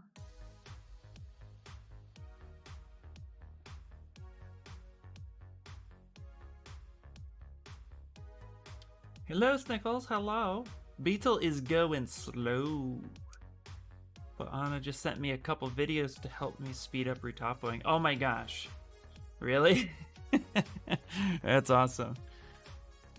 Alright, I'm actually going to delete lower and then turn on dynamic subdivision again. Again, it was just a little bit too low. Hola! Hello, Next Nox. Or konnichiwa.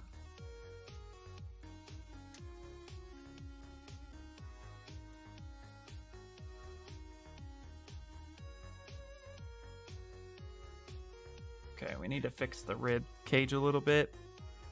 I'm actually going to bring this out.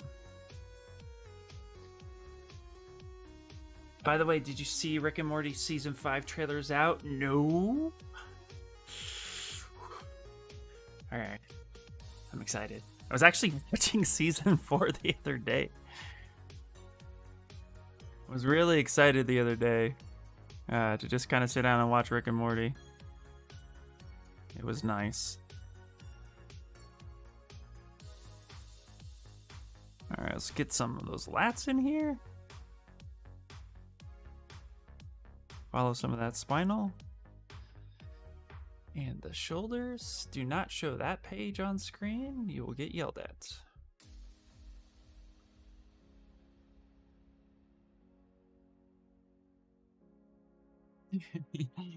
Just dropped today. Okay, great. All right, so I'm not behind.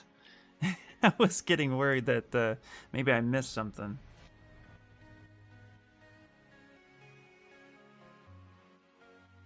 So that's good. That is good. All right, let's start getting the clavicle and stuff in there.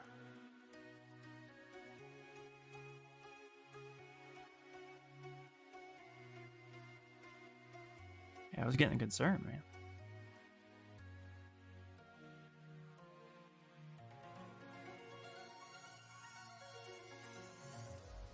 Let's get some center in here. Got some YouTubing to do. All right. No, that's not. The Bad Batch new trailer dropped today. Ooh, fun. A lot of good stuff is dropping today. That's exciting.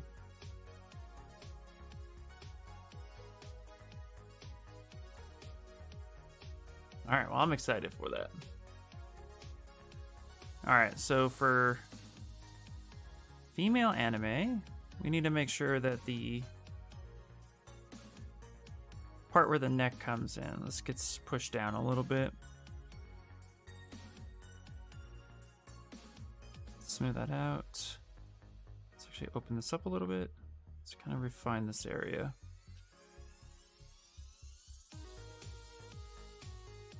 There we go. Bring these shoulders up.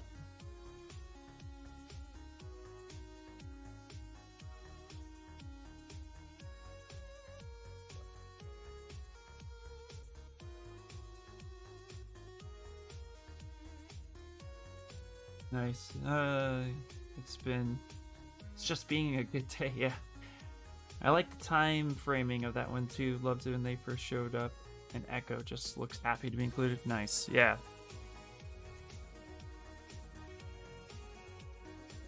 All right, let's pull this part in.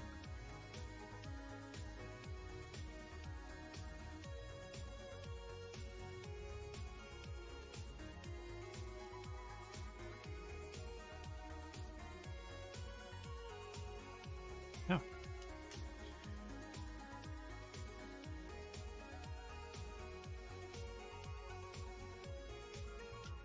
Okay. Let's go ahead and starting to redefine their arms a bit.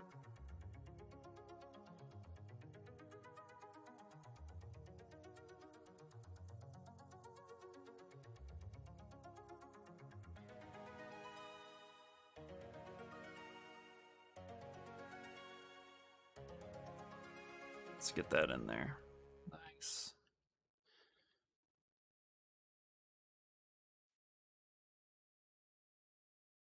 Kind of get this up.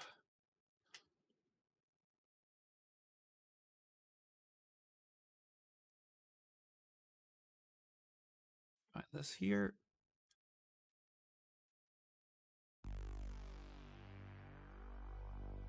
Okay. I think she's a little too skinny though, so.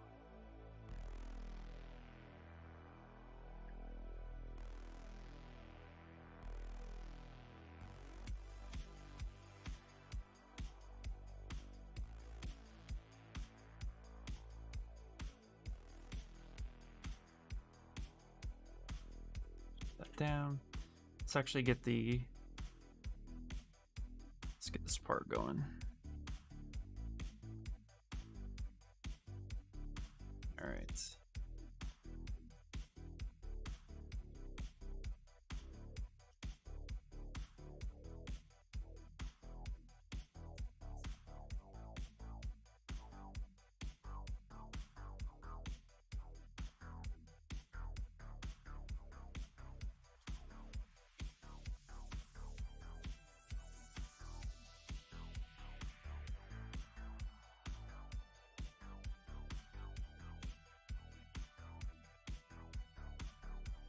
And let's pull this back.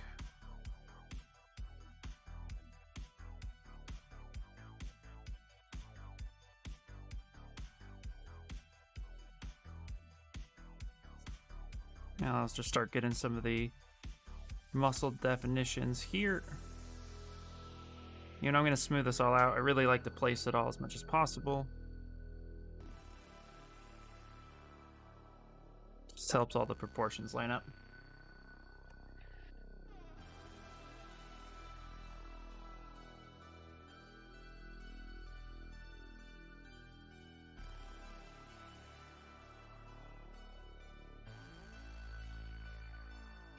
Let's give her some a little bit thicker legs.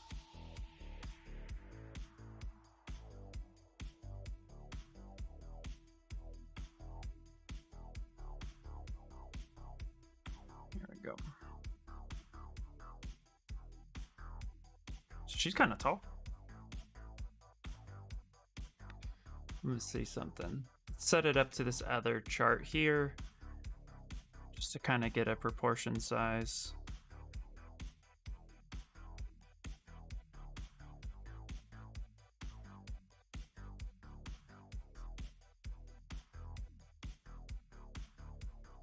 Let's just put this on mode. Let's put this always on top for a second.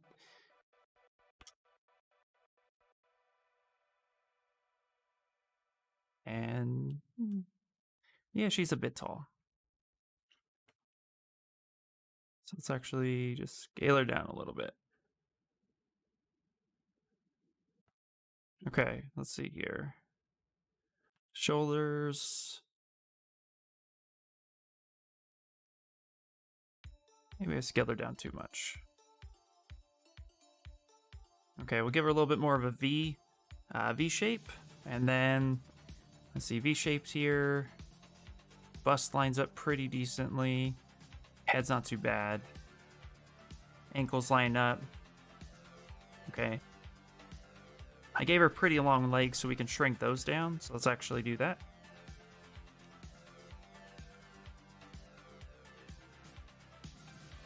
So we can bring that in just a little bit. Ankles still line up pretty well. Let's actually just grab the knees, soften that.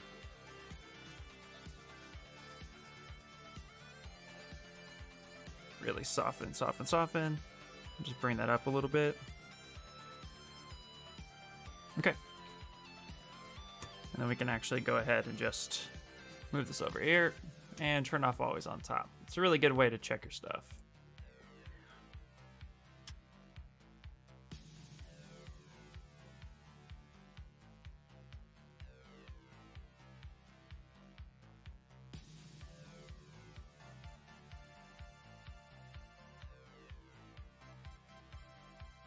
Give her some more calves.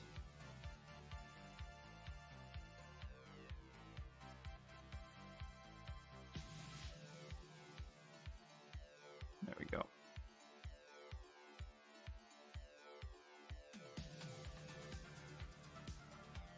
Really just start kind of filling it all out.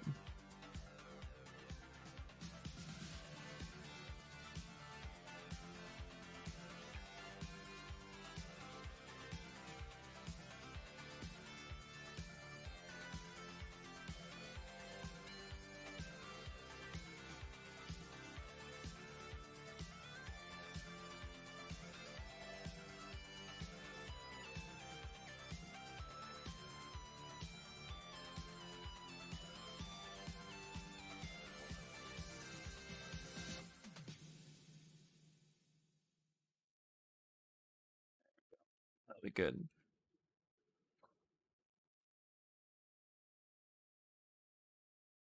Just bring this in.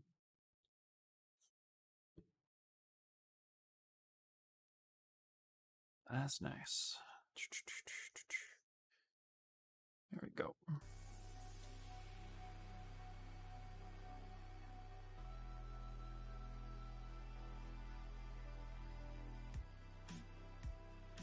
All right.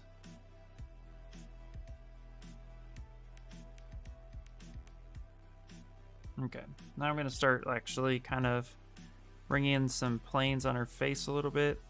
So let's actually pinch this stuff. No, not pinch. Let's actually use... Yeah, let's use the damn standard.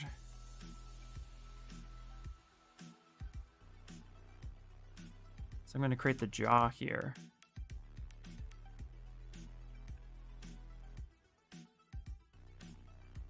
Kind of push this in there a little bit.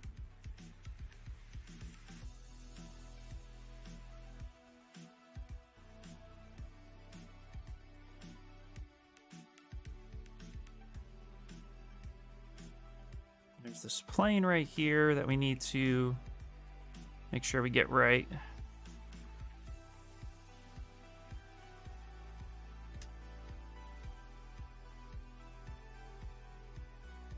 So we're going to push in this part of her head, and then we're going to bring this out.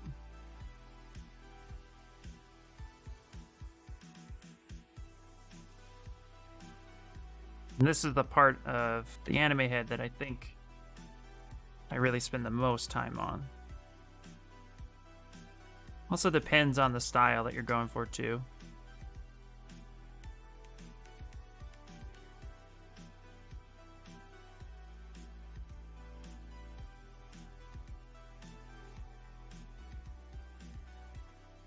Bring this here. Start setting this back a little bit.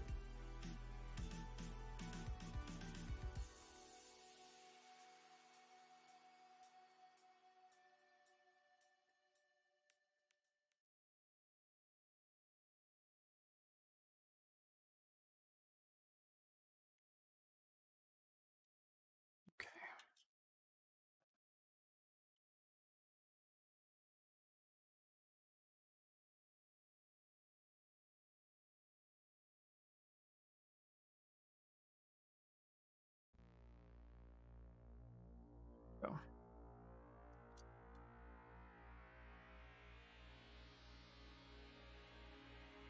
She's gonna go ahead and kind of carve behind her ear a little bit.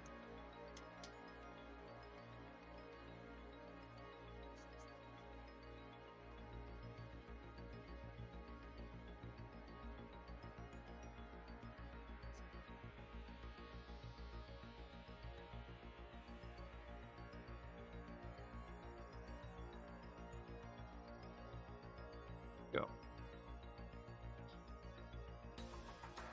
All right, yeah, that works. I like it.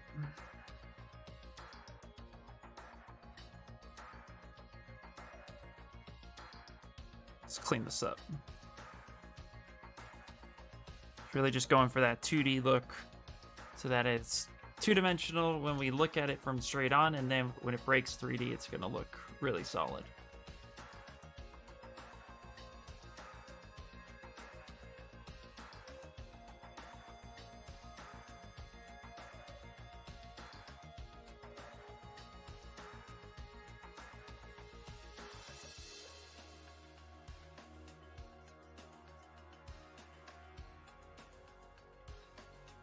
Okay.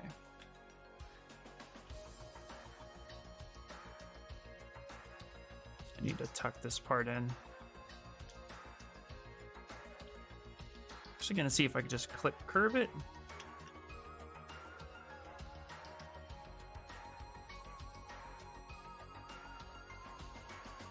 That actually kind of worked. I like that.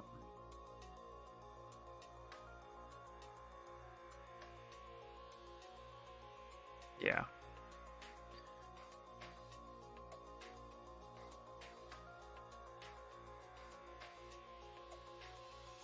Okay.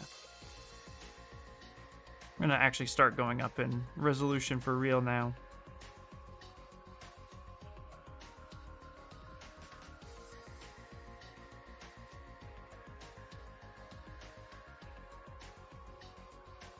And let's get an anime ear.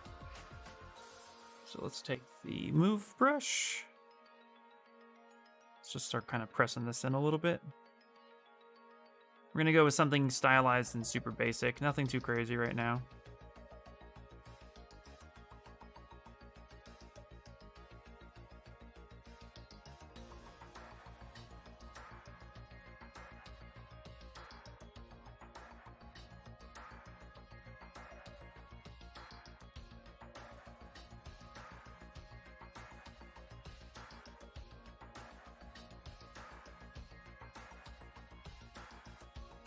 It's the quality of the stream too, if you guys don't mind me asking. I'm just got my internet back up and running, and it seems to be going pretty well.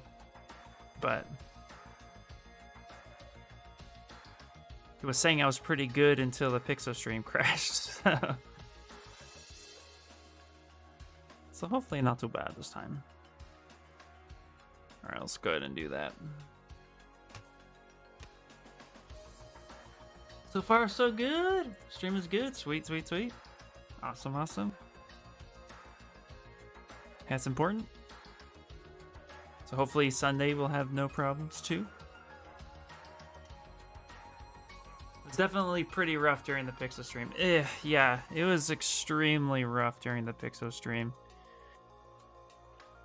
I don't know. I feel like I should have just canceled it instead of fighting it the whole time. But there was so much, like, I really wanted it to work. And what's really sad is, like, I did a speed test before. I checked all my settings before, and it said it was good. So I was really confused when all of a sudden it wasn't good.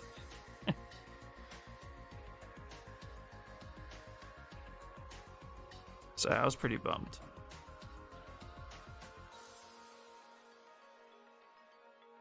I live in what they call a slow area. Dude, you never told me Nanomesh did amazing things.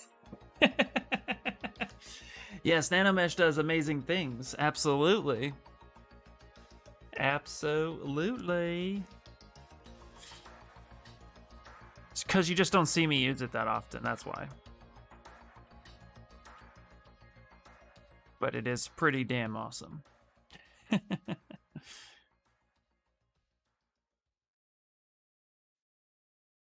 But yeah, no, I should have. The Pixel stream was rough. I should have just canceled it that day.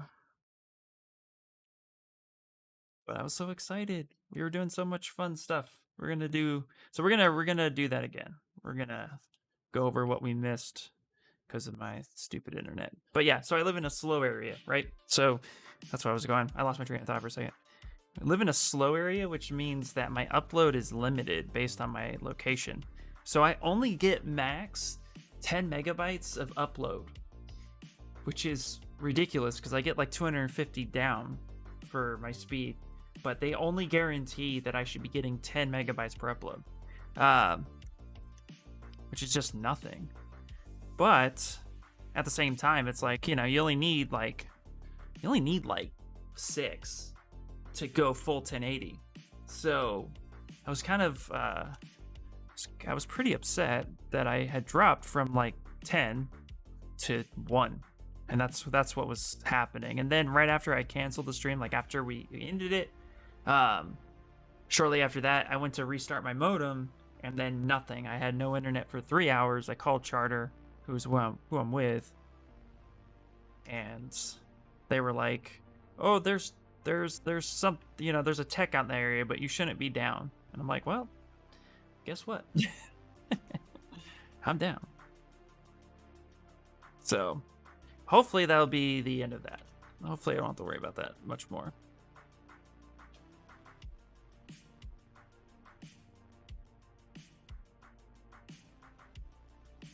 Okay.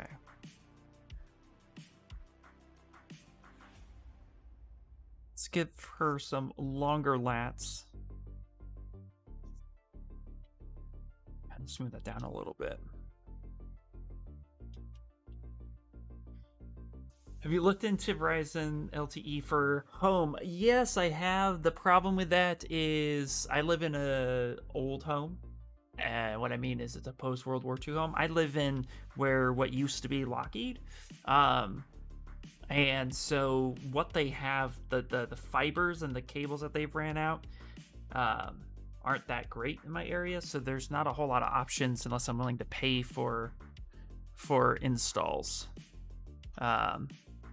Now I know there's towers and stuff like that, and a lot of it's wireless, but I didn't feel like dealing with it at the time I researched it, so no, I haven't done much.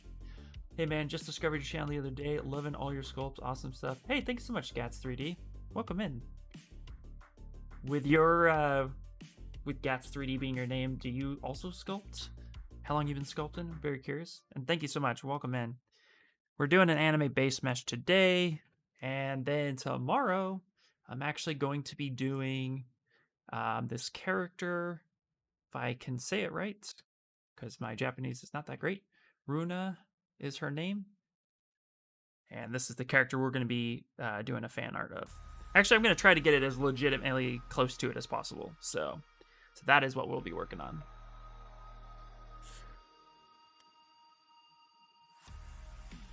But yeah, Ryan, I haven't really dove too deep into what I would have to actually do. It might be worth doing, but I'm pretty limited in what I can actually do since I rent. I don't own the home. That's also like, you know, I wish I did own. Just checked. Verizon LTE is not available at my address, and it lives just a few blocks. Yep, exactly. Yeah, it's on the cellular network. It's just a setup. Here, a couple months ago, it's been incredibly stable. Nothing to install, just a plugin. Interesting. Yeah, but it's whether or not they offer it. It's like, I remember fiber used to be like, everybody was like, oh, you got to get fiber cable. It's going to be great. They didn't offer it ever in my area.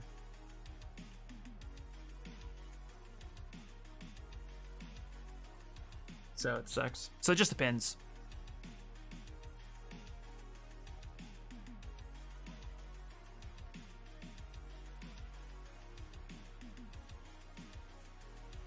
Okay. All right, let's get this kind of carved in there a little bit. In our area, we only have Spectrum and Charter or AT&T DSL. There's still DSL here? What the shit? Pigeon. Forgot how to spell. No worries.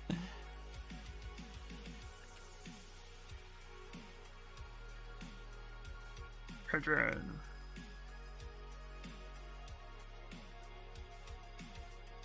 Go.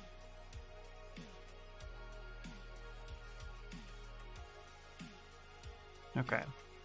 On this space mesh, I can't speak either. See, Nina, you're rubbing off on me. On the space mesh, I'm going to be probably adding in a belly button.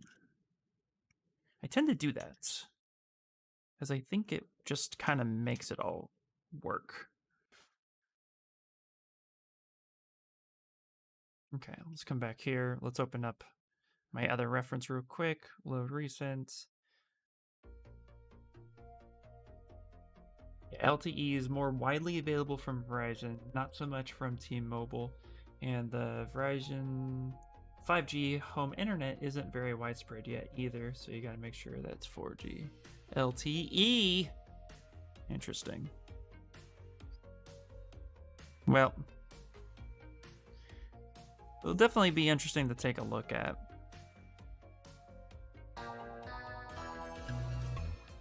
Hey, thank you so much for the follow, Sikro. Hopefully I said that right. Thank you so much for the follow. I appreciate it. Welcome in. Let's get that belly button in there.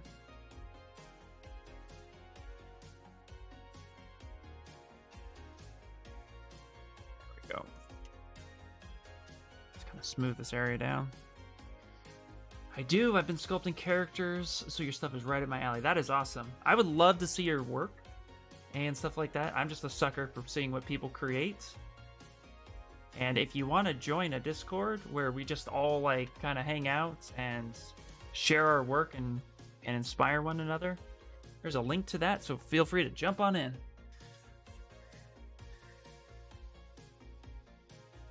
Yeah. You had fiber in Florida. So miss it. Yeah, I heard fiber was pretty awesome.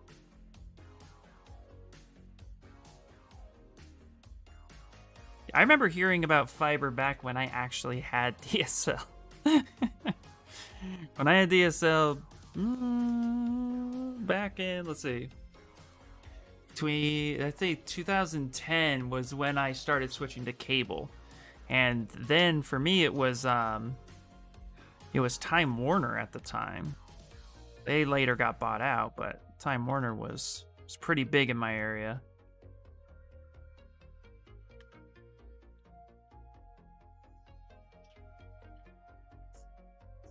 Okay.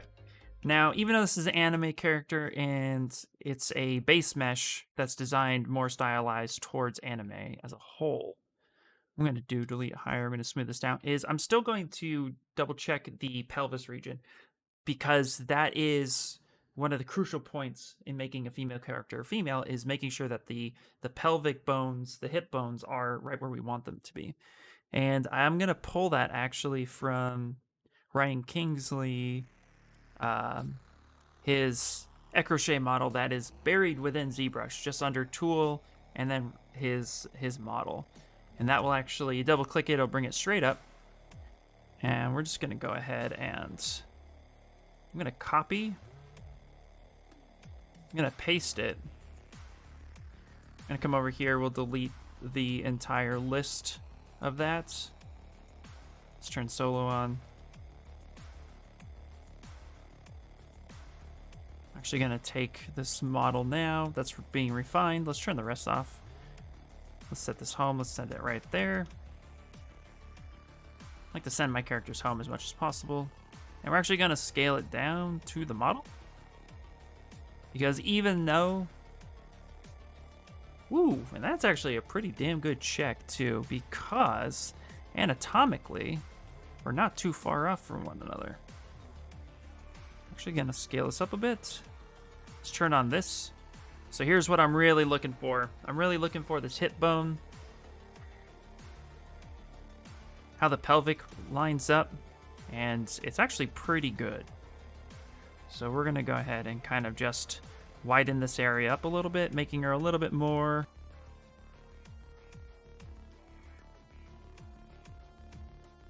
And we'll even widen out the rib cage just a smidget. Not too much, because again, we're still going kind of stylized. And here we'll come down with the shoulders like such.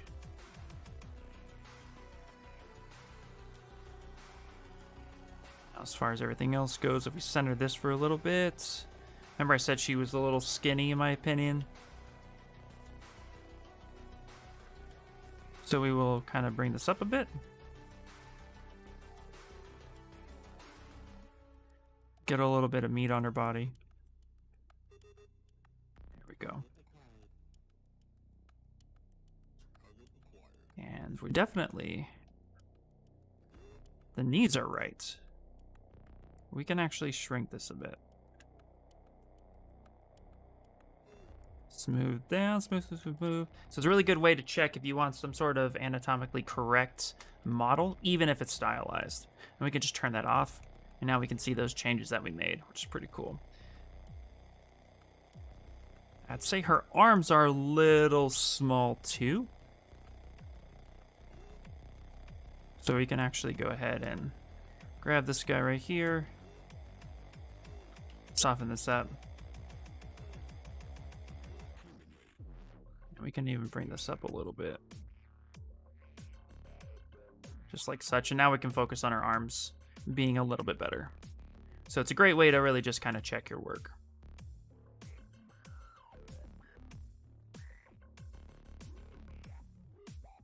Yeah, I would do that. Thanks. Not a problem. Absolutely. Yep. Okay, let's start fixing her arms because her arms are pretty gross.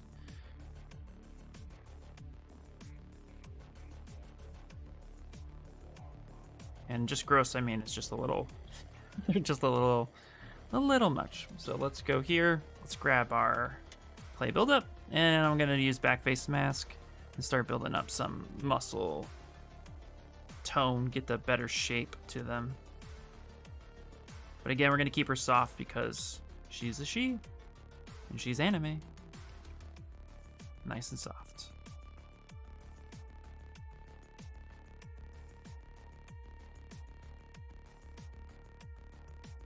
Let's get the deltoid shape in here.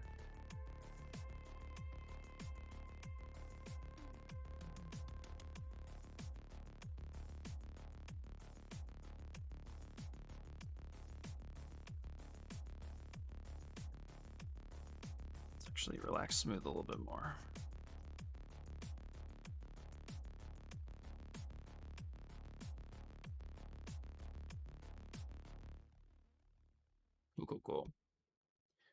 Let me know if you guys are interested in the anime base too. I'll release this one for free in the Discord if you guys are interested in wanting to work off of this base at all.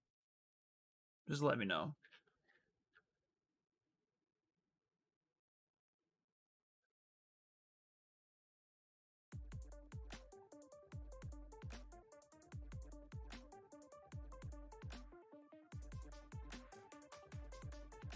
There really won't be much of a face, but there'll be like a spot for them. We'll make some spot for the eyes. I mean, yeah, so the face will be kind of blank, but the eyes itself will be decent enough to work off of. Then you guys can, that way you guys can make your own faces as much as you need. Okay. We need to fix her hands too. I'm not in love with them.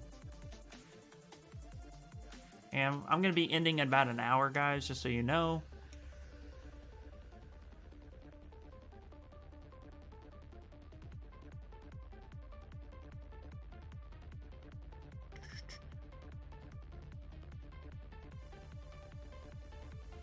I'll soften her finger a little bit. I like to do a light pose with my fingers, just so that they can be easily manipulated and posed when needed, but also too can be retopologized if you want to do that process.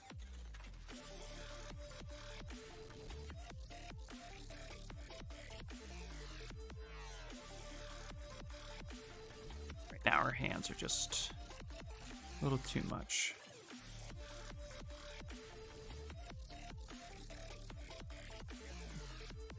Okay, nothing crazy.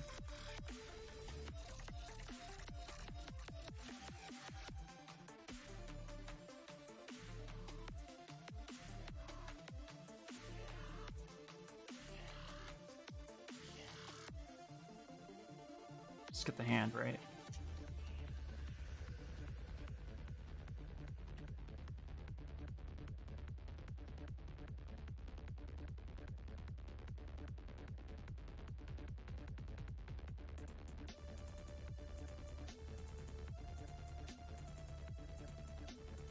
Okay, I'm actually gonna refix my polygroups here.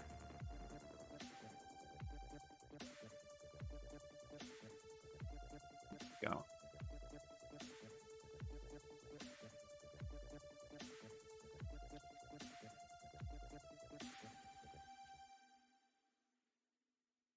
There we go. That's perfect. All right, take the inflate brush. We're just gonna kind of give our finger some thickness.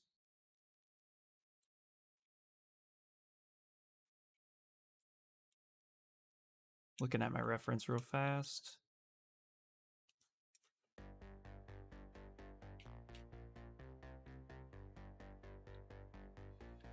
Okay.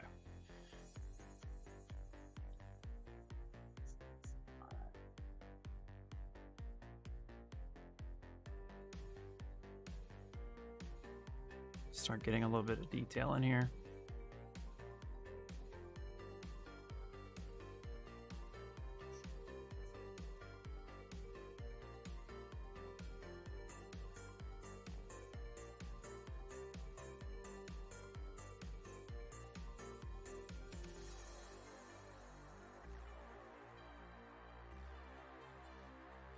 Okay.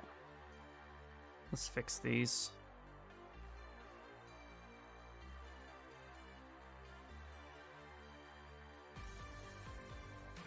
All right.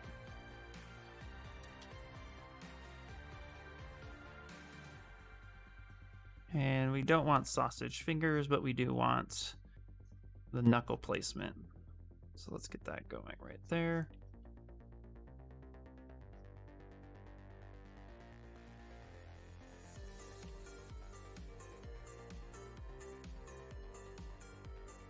Looks like I lost a little bit of my thumb earlier, so let's re-stretch that out.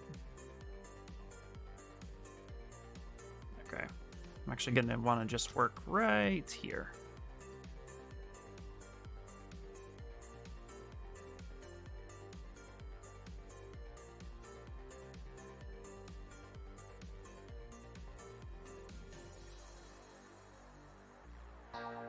Let's get that in there.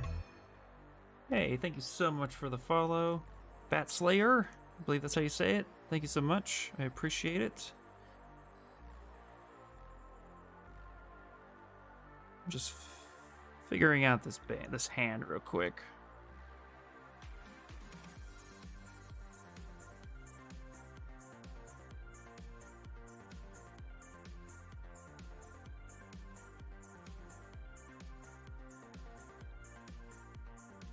There we go.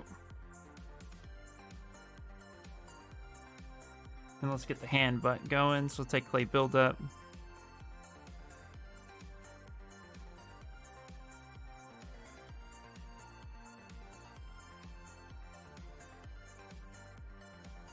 Let's move that down. All right.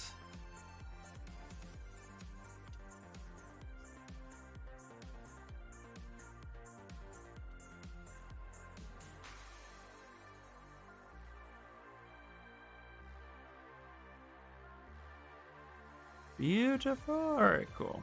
So work in progress.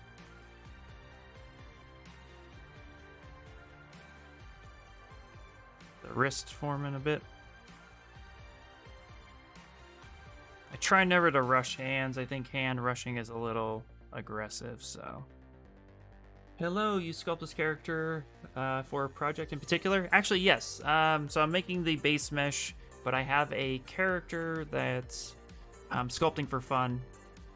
Her name is Runa Yomozuki. It's from a Kakaguri anime. So this is the character we're going to be sculpting, yeah. But I'm also making the base mesh because I have a lot more anime characters I actually want to sculpt. But this is going to be a fun character. We're going to get more into this tomorrow because we're going to be wrapping up in about 40 minutes. But for right now, I just really want to make the base mesh so I have something to kind of fall back on for a little bit.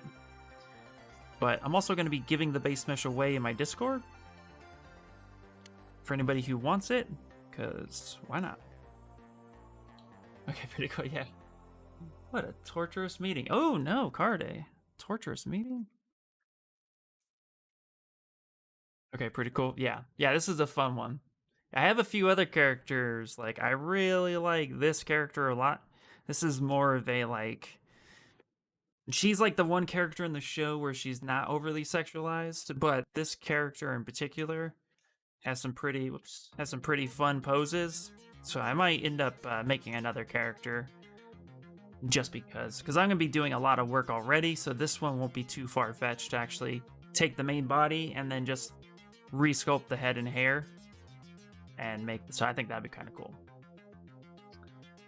How long have I been using ZBrush? I've been using ZBrush for almost 5 years now, and I also stream on the Pixelogic where I teach ZBrush. So if you go to pixelogic.com, I'm on there every Sunday. So I am here, basically just kind of go over my workflow Tuesdays, Wednesdays, and Fridays, and then I teach on Pixelogic, and then I do commissions on the side. So yeah. I hate busybody know-it-alls. Yeah, okay. I know the type, Garda. I know the type. I'm just beginning. I'm a little lost. Okay, not a problem. Well, ask any question that you have. No worries whatsoever. How to get started, certain tools you're wondering. Feel free to ask me any questions. I'll try to answer them as best I can. But then also too, the biggest tip I give beginners is if you're just trying to learn ZBrush first and not really trying to deep dive into sculpting, then just get in and start playing with it. And if there's anything I can help you with right now, let me know and I can get you started. But then kind of like play around with making environments, making characters, and then when you finally settle on something that you're excited about, that's when I start introducing when you should learn anatomy or the process of the pipeline that you're trying to get into. So yeah, it's just really different from Blender. It is, yeah. Blender is more of the one-stop shop. You could do everything in Blender. Blender's great that way. You can hard surface, you could sculpt, you can video edit, you can animate, you can texture, you can render. Yeah, it's amazing for that. But ZBrush is just dedicated sculpting. Gotta run. I'll lurk. Talk to you later, Ian. All right, Inspire. Thanks so much, buddy. I really appreciate it.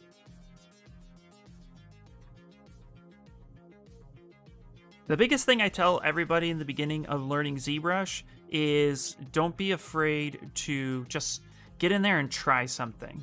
And it's okay if it doesn't look amazing, right? You just want to kind of get in and just play around and just experiment. And I know ZBrush can be a little intimidating, but I found that when I just sat in there and just started playing for the first time, it was a lot easier to wrap my head around. Is there anything in particular that you are actually struggling with right now that I might be able to help you with?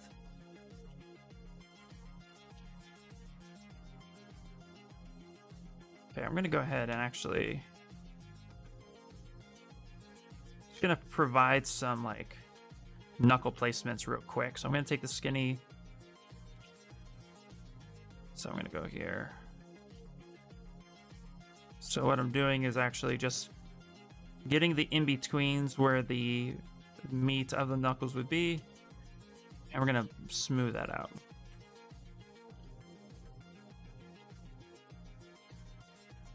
But I love ZBrush for sculpting. That's really like natural sculpting. It really is, absolutely. And that's actually my approach to ZBrush. Is I tend to kind of do everything a little bit more traditionally, a little bit more by hand. But I'm trying to get more into the technical aspects too. What I love about ZBrush is that there's like so much to learn that I feel like there's not one single person who can actually know it all. Unless your name is Paul Gabry or or Michael Palpovich or Joseph Drust. They kind of know everything.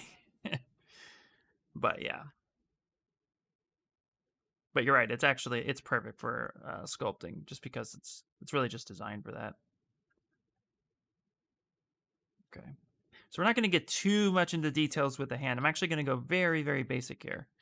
I just want enough information to then have something that we can fall on as a base mesh. And, you know, depending on what you're creating your base mesh for, the more information you have in a base mesh, the more I feel it actually guides you in your creative decisions. So I like to have my base meshes be very loose, very basic. Thank you so much for the follow. That way I can actually kind of create my own stuff. I don't have anything guiding me per se. It's almost like a blank canvas. Do I have an art station? I do, absolutely. I'm going to drop my links real quick where you can join my Discord. You could check out all my socials. So I'm going to go ahead and pop that right there. Oh, something went wrong. Let me try it one more time. Go ahead and check that out. My art station's on there. And yeah, you can see a lot of my stuff. I'm actually creating an anime portfolio right now because I think I only have like 1 or 2 characters on there. I gotta get a little bit more there.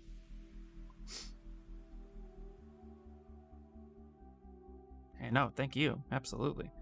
But yeah, please feel free. Ask away. And if I can help, I will. All right. Okay, we're gonna actually kind of dial this back a little bit right here in between the knuckles. There we go. Okay. So some pretty loose hands. I'm going to go ahead and soften them up a little bit more. But I have my hands spaced this way, kind of odd, because if anybody ever uses this and wants to retopologize it by hand for animation, it's a little bit easier when the fingers are spread apart versus when they're all together. But we want to make sure our fingers are kind of skinny too a little bit so that way we can kind of clean them up, because women have softer hands. Oops. There we go. Let's kind of move that over. There we go. And then we're going to move on to creating the kind of eye placement and anime heads that get produced for manufacturing typically do not have eye sockets. They just have like flat little planes in which the eye gets painted on. So we're going to go that approach, keep it a little bit more traditional towards the anime look.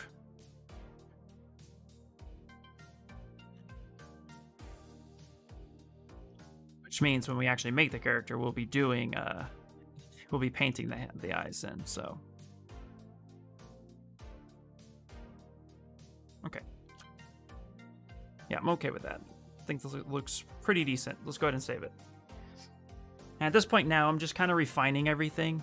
So we started from this super ugly kind of quick Dynamesh blockout to Z-remeshing it to now refining it. So. And I actually don't need this skeletal model anymore, so let's get rid of that.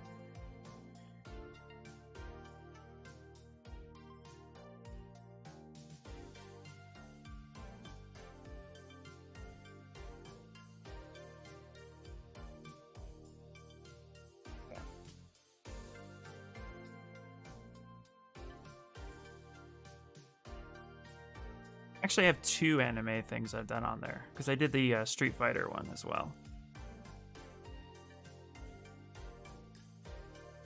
How could I forget about that project?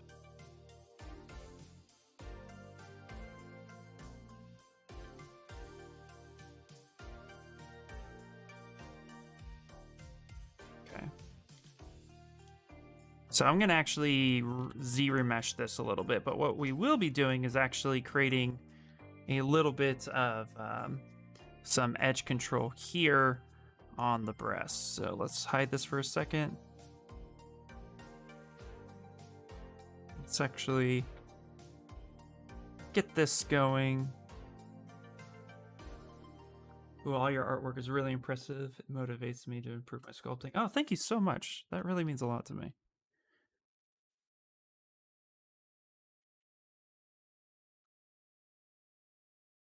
Okay. So we're going to get some edge flow here. Just a little bit extra. So how we're going to do that is we're going to Z-remesh one more time in the refining phase. And we're going to make this a different poly group altogether. And what I'm going to do is actually duplicate this. I'm going to hide this one. We're going to go to geometry. I'm going to take it all the way up to the final subdivision. Delete lower. Deformation. And again, polish by groups. Make sure all the groups are nice and sharp. And if it gets a little wonky like this, let's actually go up to our spotlight brush, double tap on smooth, hold shift and smooth, not smooth stronger, smooth groups, wrong one. And then we can actually smooth the groups out in the areas that are a little wonky. That's your ArtStation if I want to see it. I would love to see it. Let me click on it. Do you mind if I showcase it on the stream itself?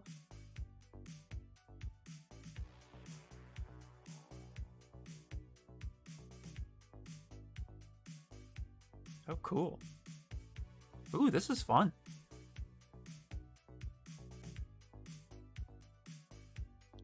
Little new to 3D work.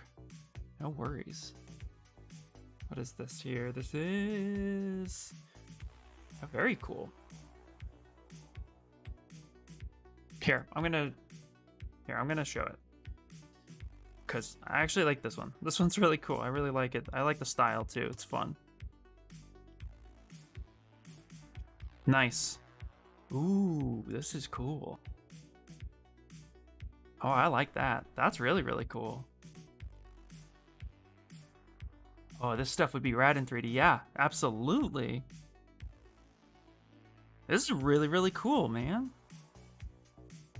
I'm gonna follow you, dude. Yeah, once you get a little bit more comfortable in sculpting, I think you should sculpt some of this stuff. I think you have a really cool foundation and a pretty interesting idea. Oh, this would be rad. If you sculpted this, oh my gosh, are you serious? This would be so cool. It's like, I wish I thought this way. I don't think this way. Like, I wish I had that kind of abstract creation popping up. This would be so cool in 3D. Great job. Yeah, seriously. Yeah, once you get a little bit more comfortable in 3D, I would sculpt some of that stuff for sure. All right, so I'm just smoothing the groups right now, getting them nice and clean. Again, I kind of do more of a manual approach. Let's go ahead and save it real fast. Geometry. We're going to keep groups. That's the important part.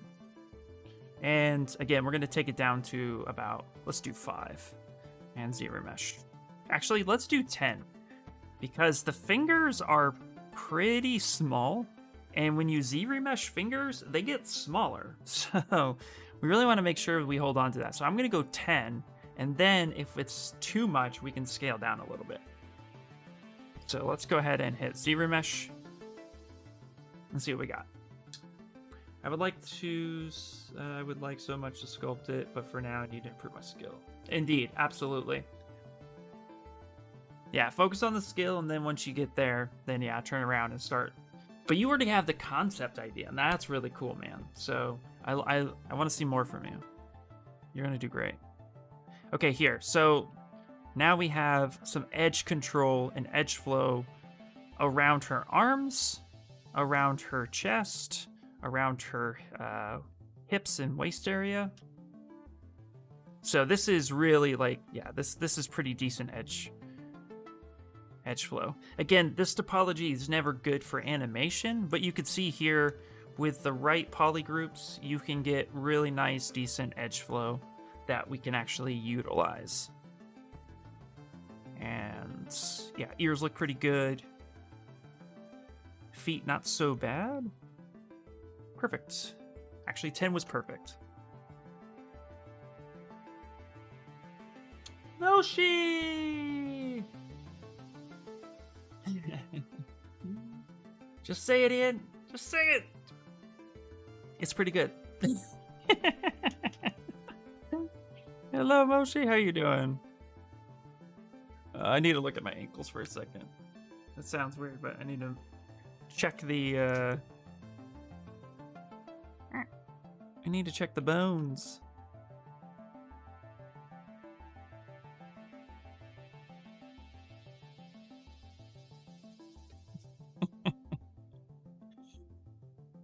All right. That's too high. I need to get the proper bone placement in there. Definitely focus on fundamentals when you're new to it, but I would suggest do not wait until you feel ready for a specific project. If you're like me, you'll never feel ready. Waist the hip area. The pelvic region. Yes, that's actually a great tip. Yeah, don't wait to try something, but you know, here's my suggestion. Kind of play around with what you want to learn. Try to make a character, try to make an environment, try to make a prop, try to make things, right? But you know, learn the software a little bit. Don't be afraid to fail. Try something. But when you find yourself wanting to do more, like for me, I love statues as a whole. So I'm improving my hard surface and I'm improving my anatomy of the human figure because I want to definitely improve on that aspect. So really just like once you decide a direction you want to go, that's when you deep dive. That's when you really get into it. Understanding form, your artwork already showcases that you understand form and function. So you have that down, that's going to translate well. So really just kind of get your head around the program, then start deep diving into the area you want to go. Hello. How you doing? I'm gonna really try hard not to butcher this name. I'm gonna give it a shot. Croak Cigar. Hopefully that is correct. Thank you for coming in. So, guys, I'm going to be on for like another 30 minutes, and then that's going to be it. But this base mesh I created today, I'm going to be dropping it for free in the Discord for anybody who wants an anime female base mesh. So, if you're not a part of the Discord, but you want to be a part of a Discord where we just all kind of hang out and have a good time, stop on in there. I will drop a link again real quick for those who are just showing up to the party. But yeah, that's what I would say is really good. And like Kamara said too, you know, don't feel like you have to feel ready. Try something. It's okay to fail. You're an artist. Like, failure is half of what we do. So don't be afraid to get a little comfortable feeling like you didn't do something the first time. Because you'll only improve each time you give something a shot. You'll only get better over time.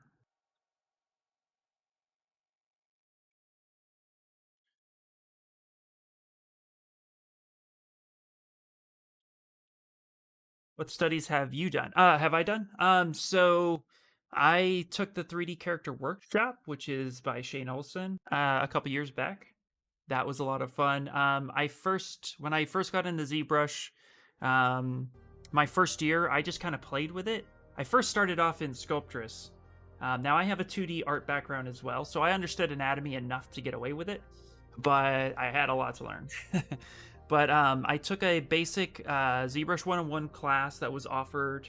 That was about 4.5 years ago. And then, I think it was about 4 years ago.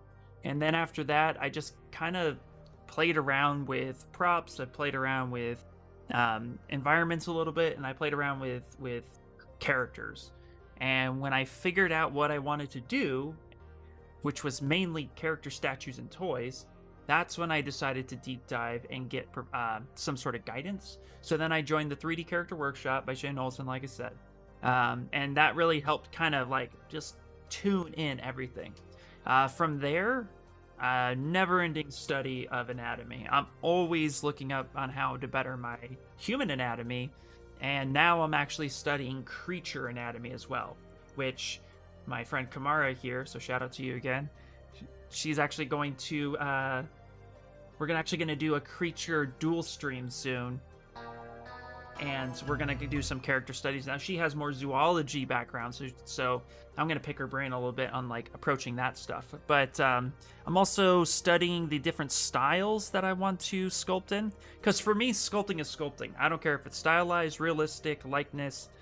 To me, sculpting is sculpting. I don't have, like, a style in mind, but I love anime, I love capturing likenesses, and I love sculpting from concept. So I can pretty much just sculpt anything I want. Suki! Or Suki, how you doing? Oh yeah. So for me, sculpting is sculpting. Also, thank you for the follow, Suki. So that's really where I just kind of like step up and do stuff. And most of my stuff gets 3D printed, prototyped. Some of my stuff, hopefully we'll get to more of the production pipeline. But right now, I'm a full-time freelance artist and instructor at this point, because I started teaching for Pixo, so I'm happy. Hello. Yeah, Kamara, creatures, we're doing that, right? Like, you know, we gotta hit a dual stream. In fact, there's a project that after this I want to do, so I think I'm gonna kind of take a look at it before, but yeah. So I'm pretty happy with this base mesh, by the way, guys.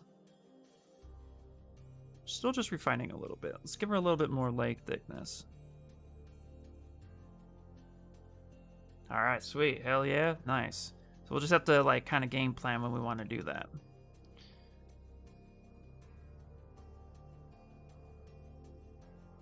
And for those of you who don't know, if you have any if you're like interested in video games and stuff like that, if you're looking for a good education, and this isn't because I'm sponsored or obligated in any way, shape, or form.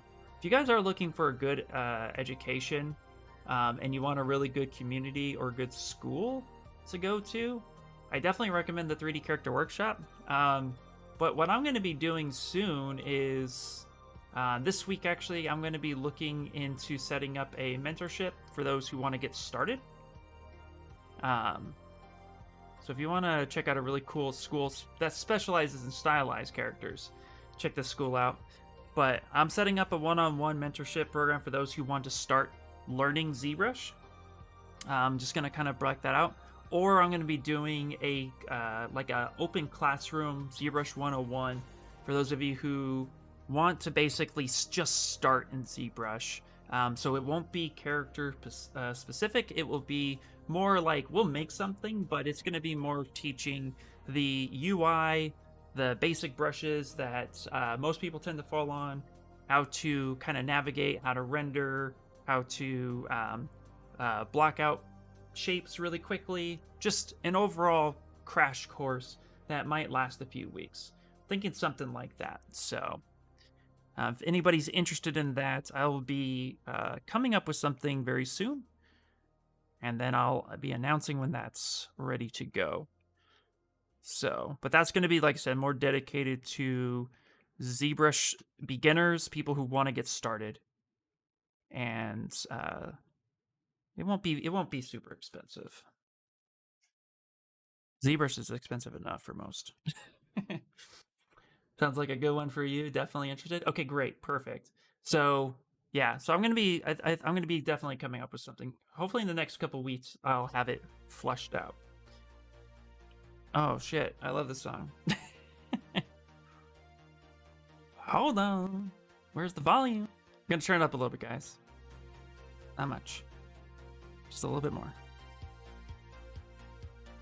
Such a great song. Cool. Glad there's interest there. Yeah, so we'll be doing that. I'm thinking it'll be kind of like a Zoom thing where people can tune in. I'll have like a guide of what we'll cover, and it'll be a lot of fun.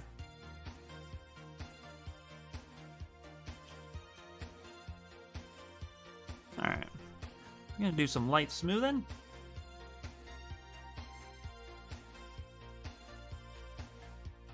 Like I said, with base meshes, we don't want to go too far with them. There's no need for that. Oh, we'll get some more information here.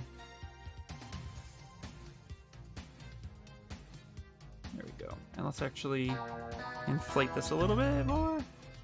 Thank you so much for the follow. I really appreciate it.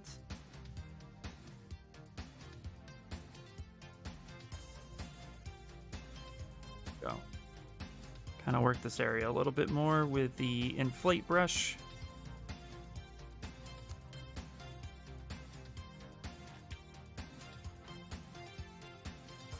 Go. All right.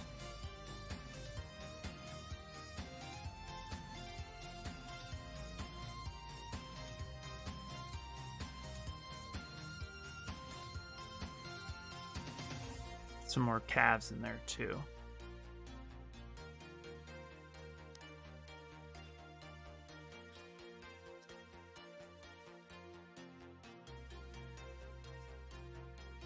Very cool. And like I said, for anybody who's new, welcome in. But if you guys have any ZBrush questions, just questions in general, let me know. I love it. Bloop. All right. Let's actually lift this up a little bit. So I guess if Twitch gives me a ban, then my butt was too good. Is that how we figure it out? All right, let's actually accept the resolution. No, all right, perfect. Now we need some resolution to actually just finalize the look a bit.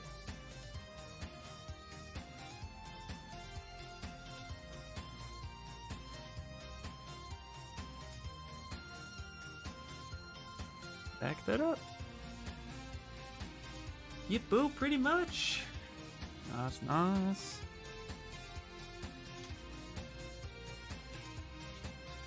Alright. I animated a video for how to sculpt a butt on our mentorship recently, but even on private YouTube removed it. Oh, that's awesome.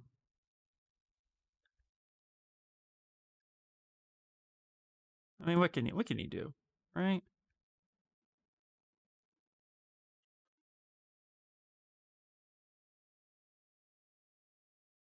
That's why what I'm thinking is when I do the classes that it will be a it'll be like I was thinking about doing a YouTube private stream for the classes so that way people can come in, follow along. But I was also thinking maybe Discord might work. This is where I've been like trying to figure it out. I think Discord might work better because then everybody can share their screens and then I can go over and kind of see. So I might create like a private channel for those who join the classroom. So then they can get a link just to that, and then that way I can see their screens and then kind of have a little bit more of a freedom control without it being affected by the tube. So I think YouTube is just kind of a little aggressive lately. I think Twitch is even more aggressive.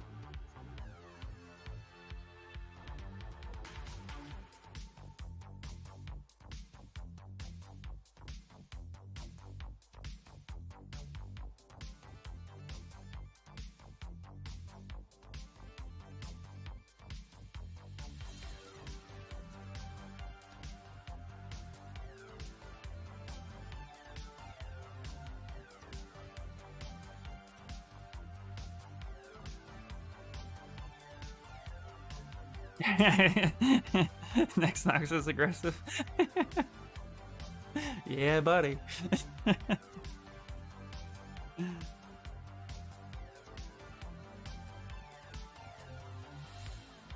we go. I'm not aggressive, you're aggressive.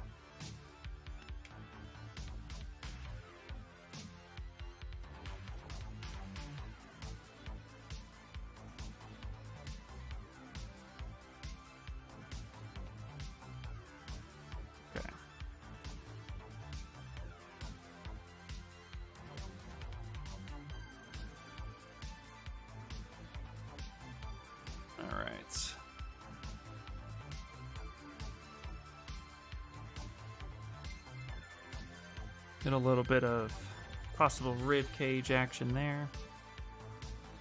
All right. Pick the weird color for some reason.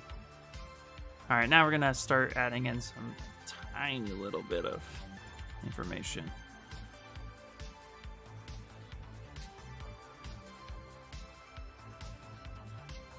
Okay.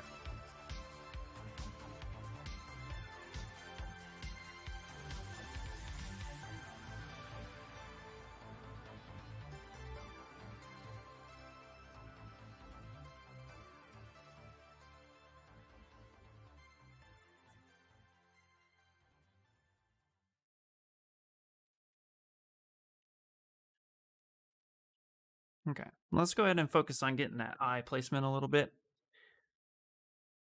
And then that should be pretty much it for the day.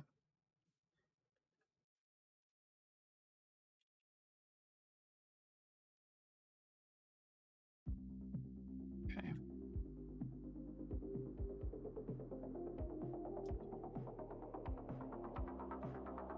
Brian, bring me that. Yep. Yep. Okay. Okay, so what I'm going to do for the eyes is, and just kind of going to make, like make a spot.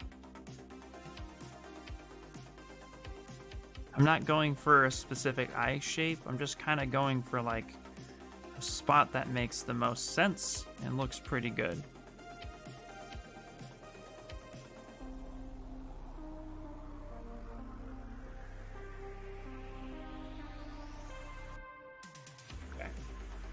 Now here, what we're gonna do, I'm actually gonna go ahead and get that going there. And then I'm going to not do that. Smooth groups. We're just gonna smooth this group that we created, just like that. So we can grab this and change a different color. But now we can mask that off. We're actually gonna kind of push it back. But we're also going to taper it in a little bit.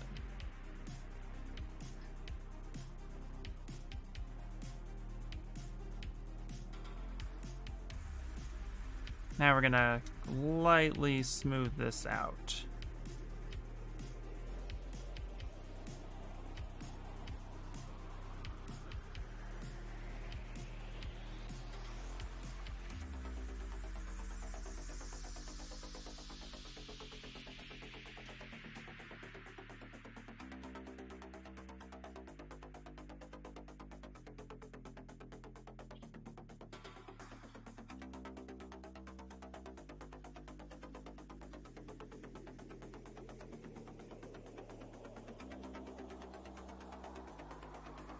Go.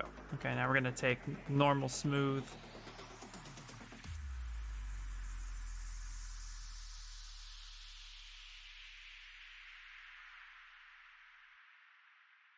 Kind of smooth that area just a little bit.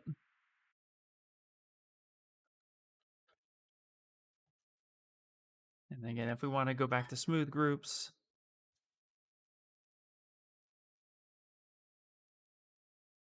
let's make sure we have good eye placement there. We can even, and this happens sometimes too, a lot of times we can crease this poly group.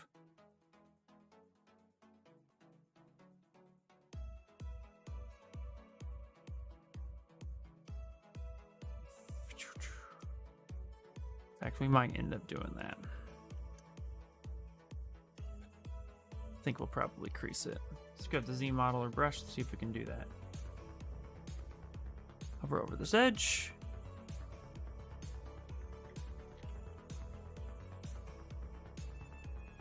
Let's go crease. Yeah, okay, we're gonna have to Z remesh it. You see, it's like its low is kind of wonky, even though we smoothed it. So, might do a Z remesh one more time.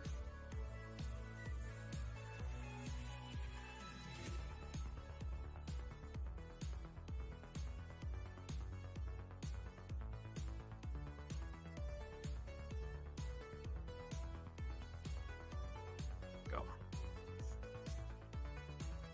There we go. Yeah, like that. Now you can refine this officially. So let's take this. Let's actually crease that area. So we get some pretty cool fall off. And now we can just kind of finish up refining it.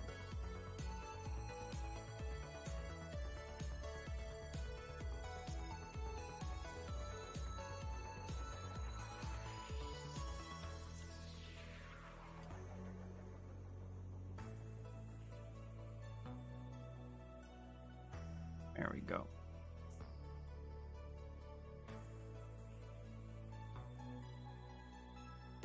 So again, I don't even, on my base meshes, I don't even bother with a mouth.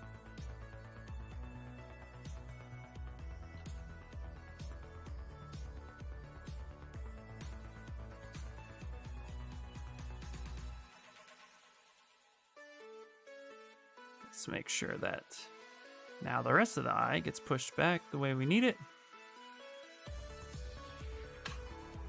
Again, a lot of anime has this shape here where it comes in, comes up, and then it comes down. So we want to refine that.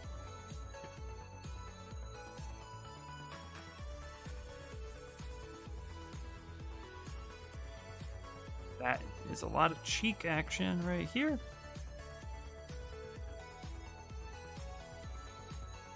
Push down the nose area a little bit.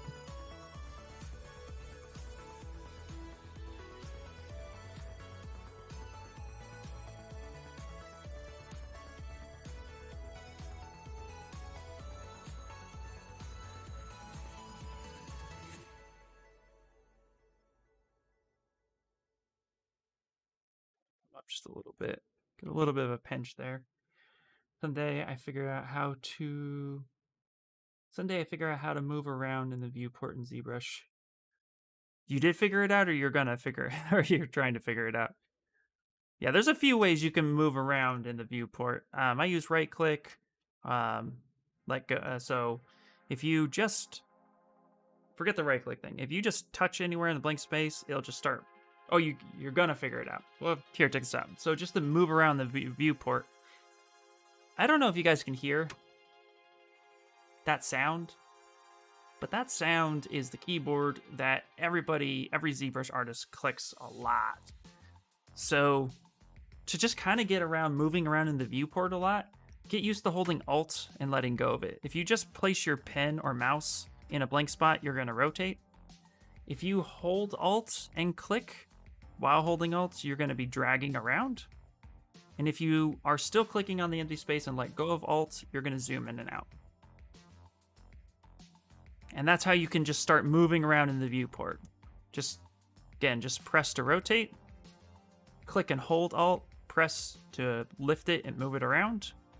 Or while you're moving it around, let go of Alt and you'll zoom in and out. It's a little weird in the beginning, not gonna lie. The other thing you can do is in normal default ZBrush. So here, I'll show you. Normal default ZBrush, you go up to Preferences, Config, and then just hit Restore. So here's your basic layout that you normally start with. Over here on the side, you have Zoom for your main screen. I would leave these top ones alone. But here at the bottom, you have Move, Zoom for your character, and Rotate. I don't know anybody who actually uses these, but to get started, they are there, which hopefully that's helpful for you. But that's how you kind of move around the viewport. And then if you want to get more advanced, or if you're used to right-clicking in other programs, if you right-click by itself without touching the screen, it will rotate. Again, Alt and right-click will move it around. And then, of course, while you're moving around, let go of Alt and you'll zoom in and out. Yeah, I shamefully use them often. Hey, why not? I mean, I use these sometimes. Like, I think maybe rarely in the beginning I used them when I would do things with a mouse. But then I started right-clicking a lot. And, yeah. I mean, they're there for a reason, right? It's just not something that most people utilize. But it's there. Use it. So hopefully that was helpful for you. But it is a little weird. ZBrush is probably the weirdest program I ever got used to. Not gonna lie.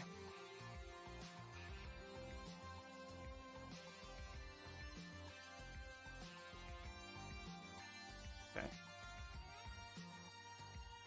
And now I use a mix of right click and touching in the screen. And if anybody's curious, yes, you can use a mouse in ZBrush. Now, should you? That's debatable. I say no. But everybody's different. It's just harder because ZBrush is made for pressure sensitivity. Yeah, a little now. I just need to remember it. Yeah, no problem. Just get in there and try it. Just do it a bunch of times. It took me forever. I'm a slow learner when it comes to programs. It literally took me like a few weeks of like getting used to it. And then when I would move back over to like Fusion 360 or Maya or Blender, I would want to keep tapping Alt all the time. And so it took a while to like kind of figure that out. But ZBrush is probably in my opinion, one of the most keyboard intensive like programs ever. Like so many people there's so much keyboard action happening.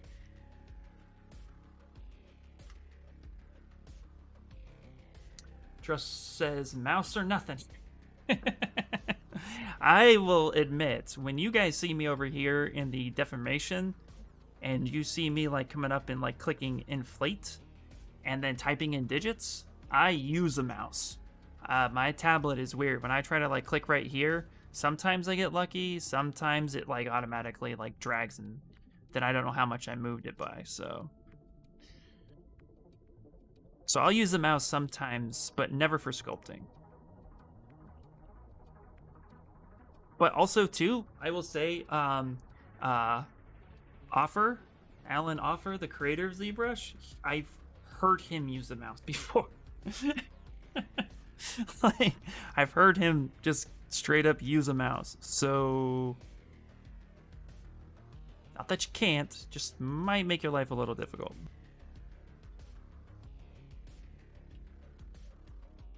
All right. Yeah, didn't he do the whale with the mouse? He did. Yep, he did. Yep. Exactly. When they announced the 2021 ZBrush and he came in hot, he came in with a mouse. And everybody was like, wait. Are you serious right now? It was the best thing ever.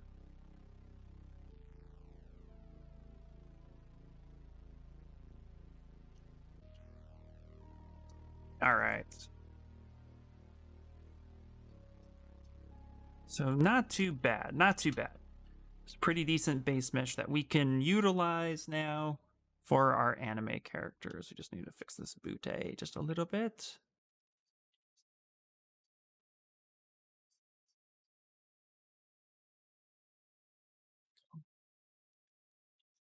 Got a little bit of a little destroyed there for some reason.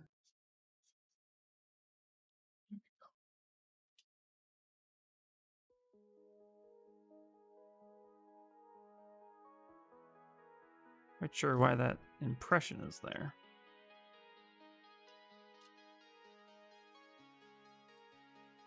Okay, I'm gonna have to actually use the smooth.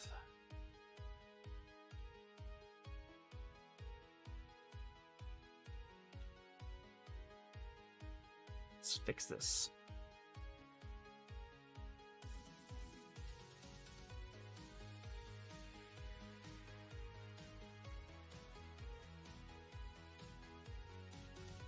Yeah, once you get the hang of it, it's crazy intuitive. It really is. Yeah, it is designed with purpose. All right, there we go. That's a little bit better. There we go. Okay. Now we have a base mesh that we can start working off of. And again, like I said, I keep my base mesh is loose, but I try really hard to make sure that the forms are what's the important read here. Because that's what's going to really help define your character. But base meshes don't have to be perfect. They just have to get you started.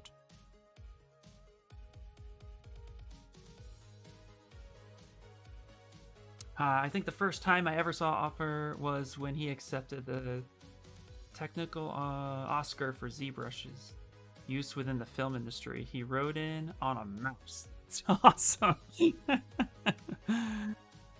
The first time I saw him was actually when ZBrush 2020?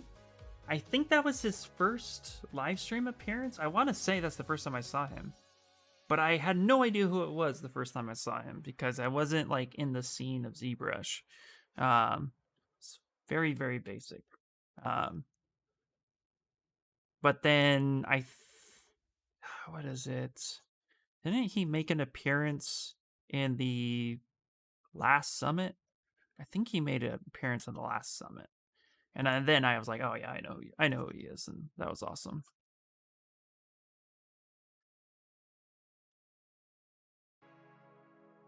It's one of those where I really felt late to the party, you know?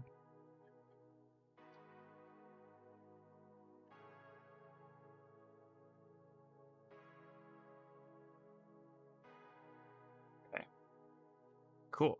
I'm just going to give us something to do. All right, we're also going to go to clip curve, and I'm just going to quickly clip the bottom of her feet just to get a little bit more of a flat surface. I'm going to do a light smooth. Now she can actually stand. I'm already late to the party. I'm 47. Yeah, I'm 10 years younger, so I felt late to the party, but it's never too late to start. Never too late. All right, guys. Well, with that note, I'm going to get back to work because I got stuff I got to sculpt. But thank you all for hanging out with me. This has been fun. Hopefully you guys enjoyed yourself. What I'm going to do is release this base mesh in the Discord. So if anybody wants to do any anime characters and wants a starting point, this will be there for you. And then maybe I already made a male one, but I'll go back over it and make sure it's good. All right, let's go ahead and save it. All right, see you later. Thanks, no problem. All right, guys, that is it. Art has no age, exactly. You can never be late to the party. Quote Ninar 2021. Cool, guys. All right, well, that is it for the day. You all have a good time. I'm not gonna rate anybody today, but that is it, guys. Thank you so much, and I will catch you guys later. Okay, bye. Bye. No quote. Well, there you go. All right. But you said it here, Ninar. That's how quotes work. All right. Bye.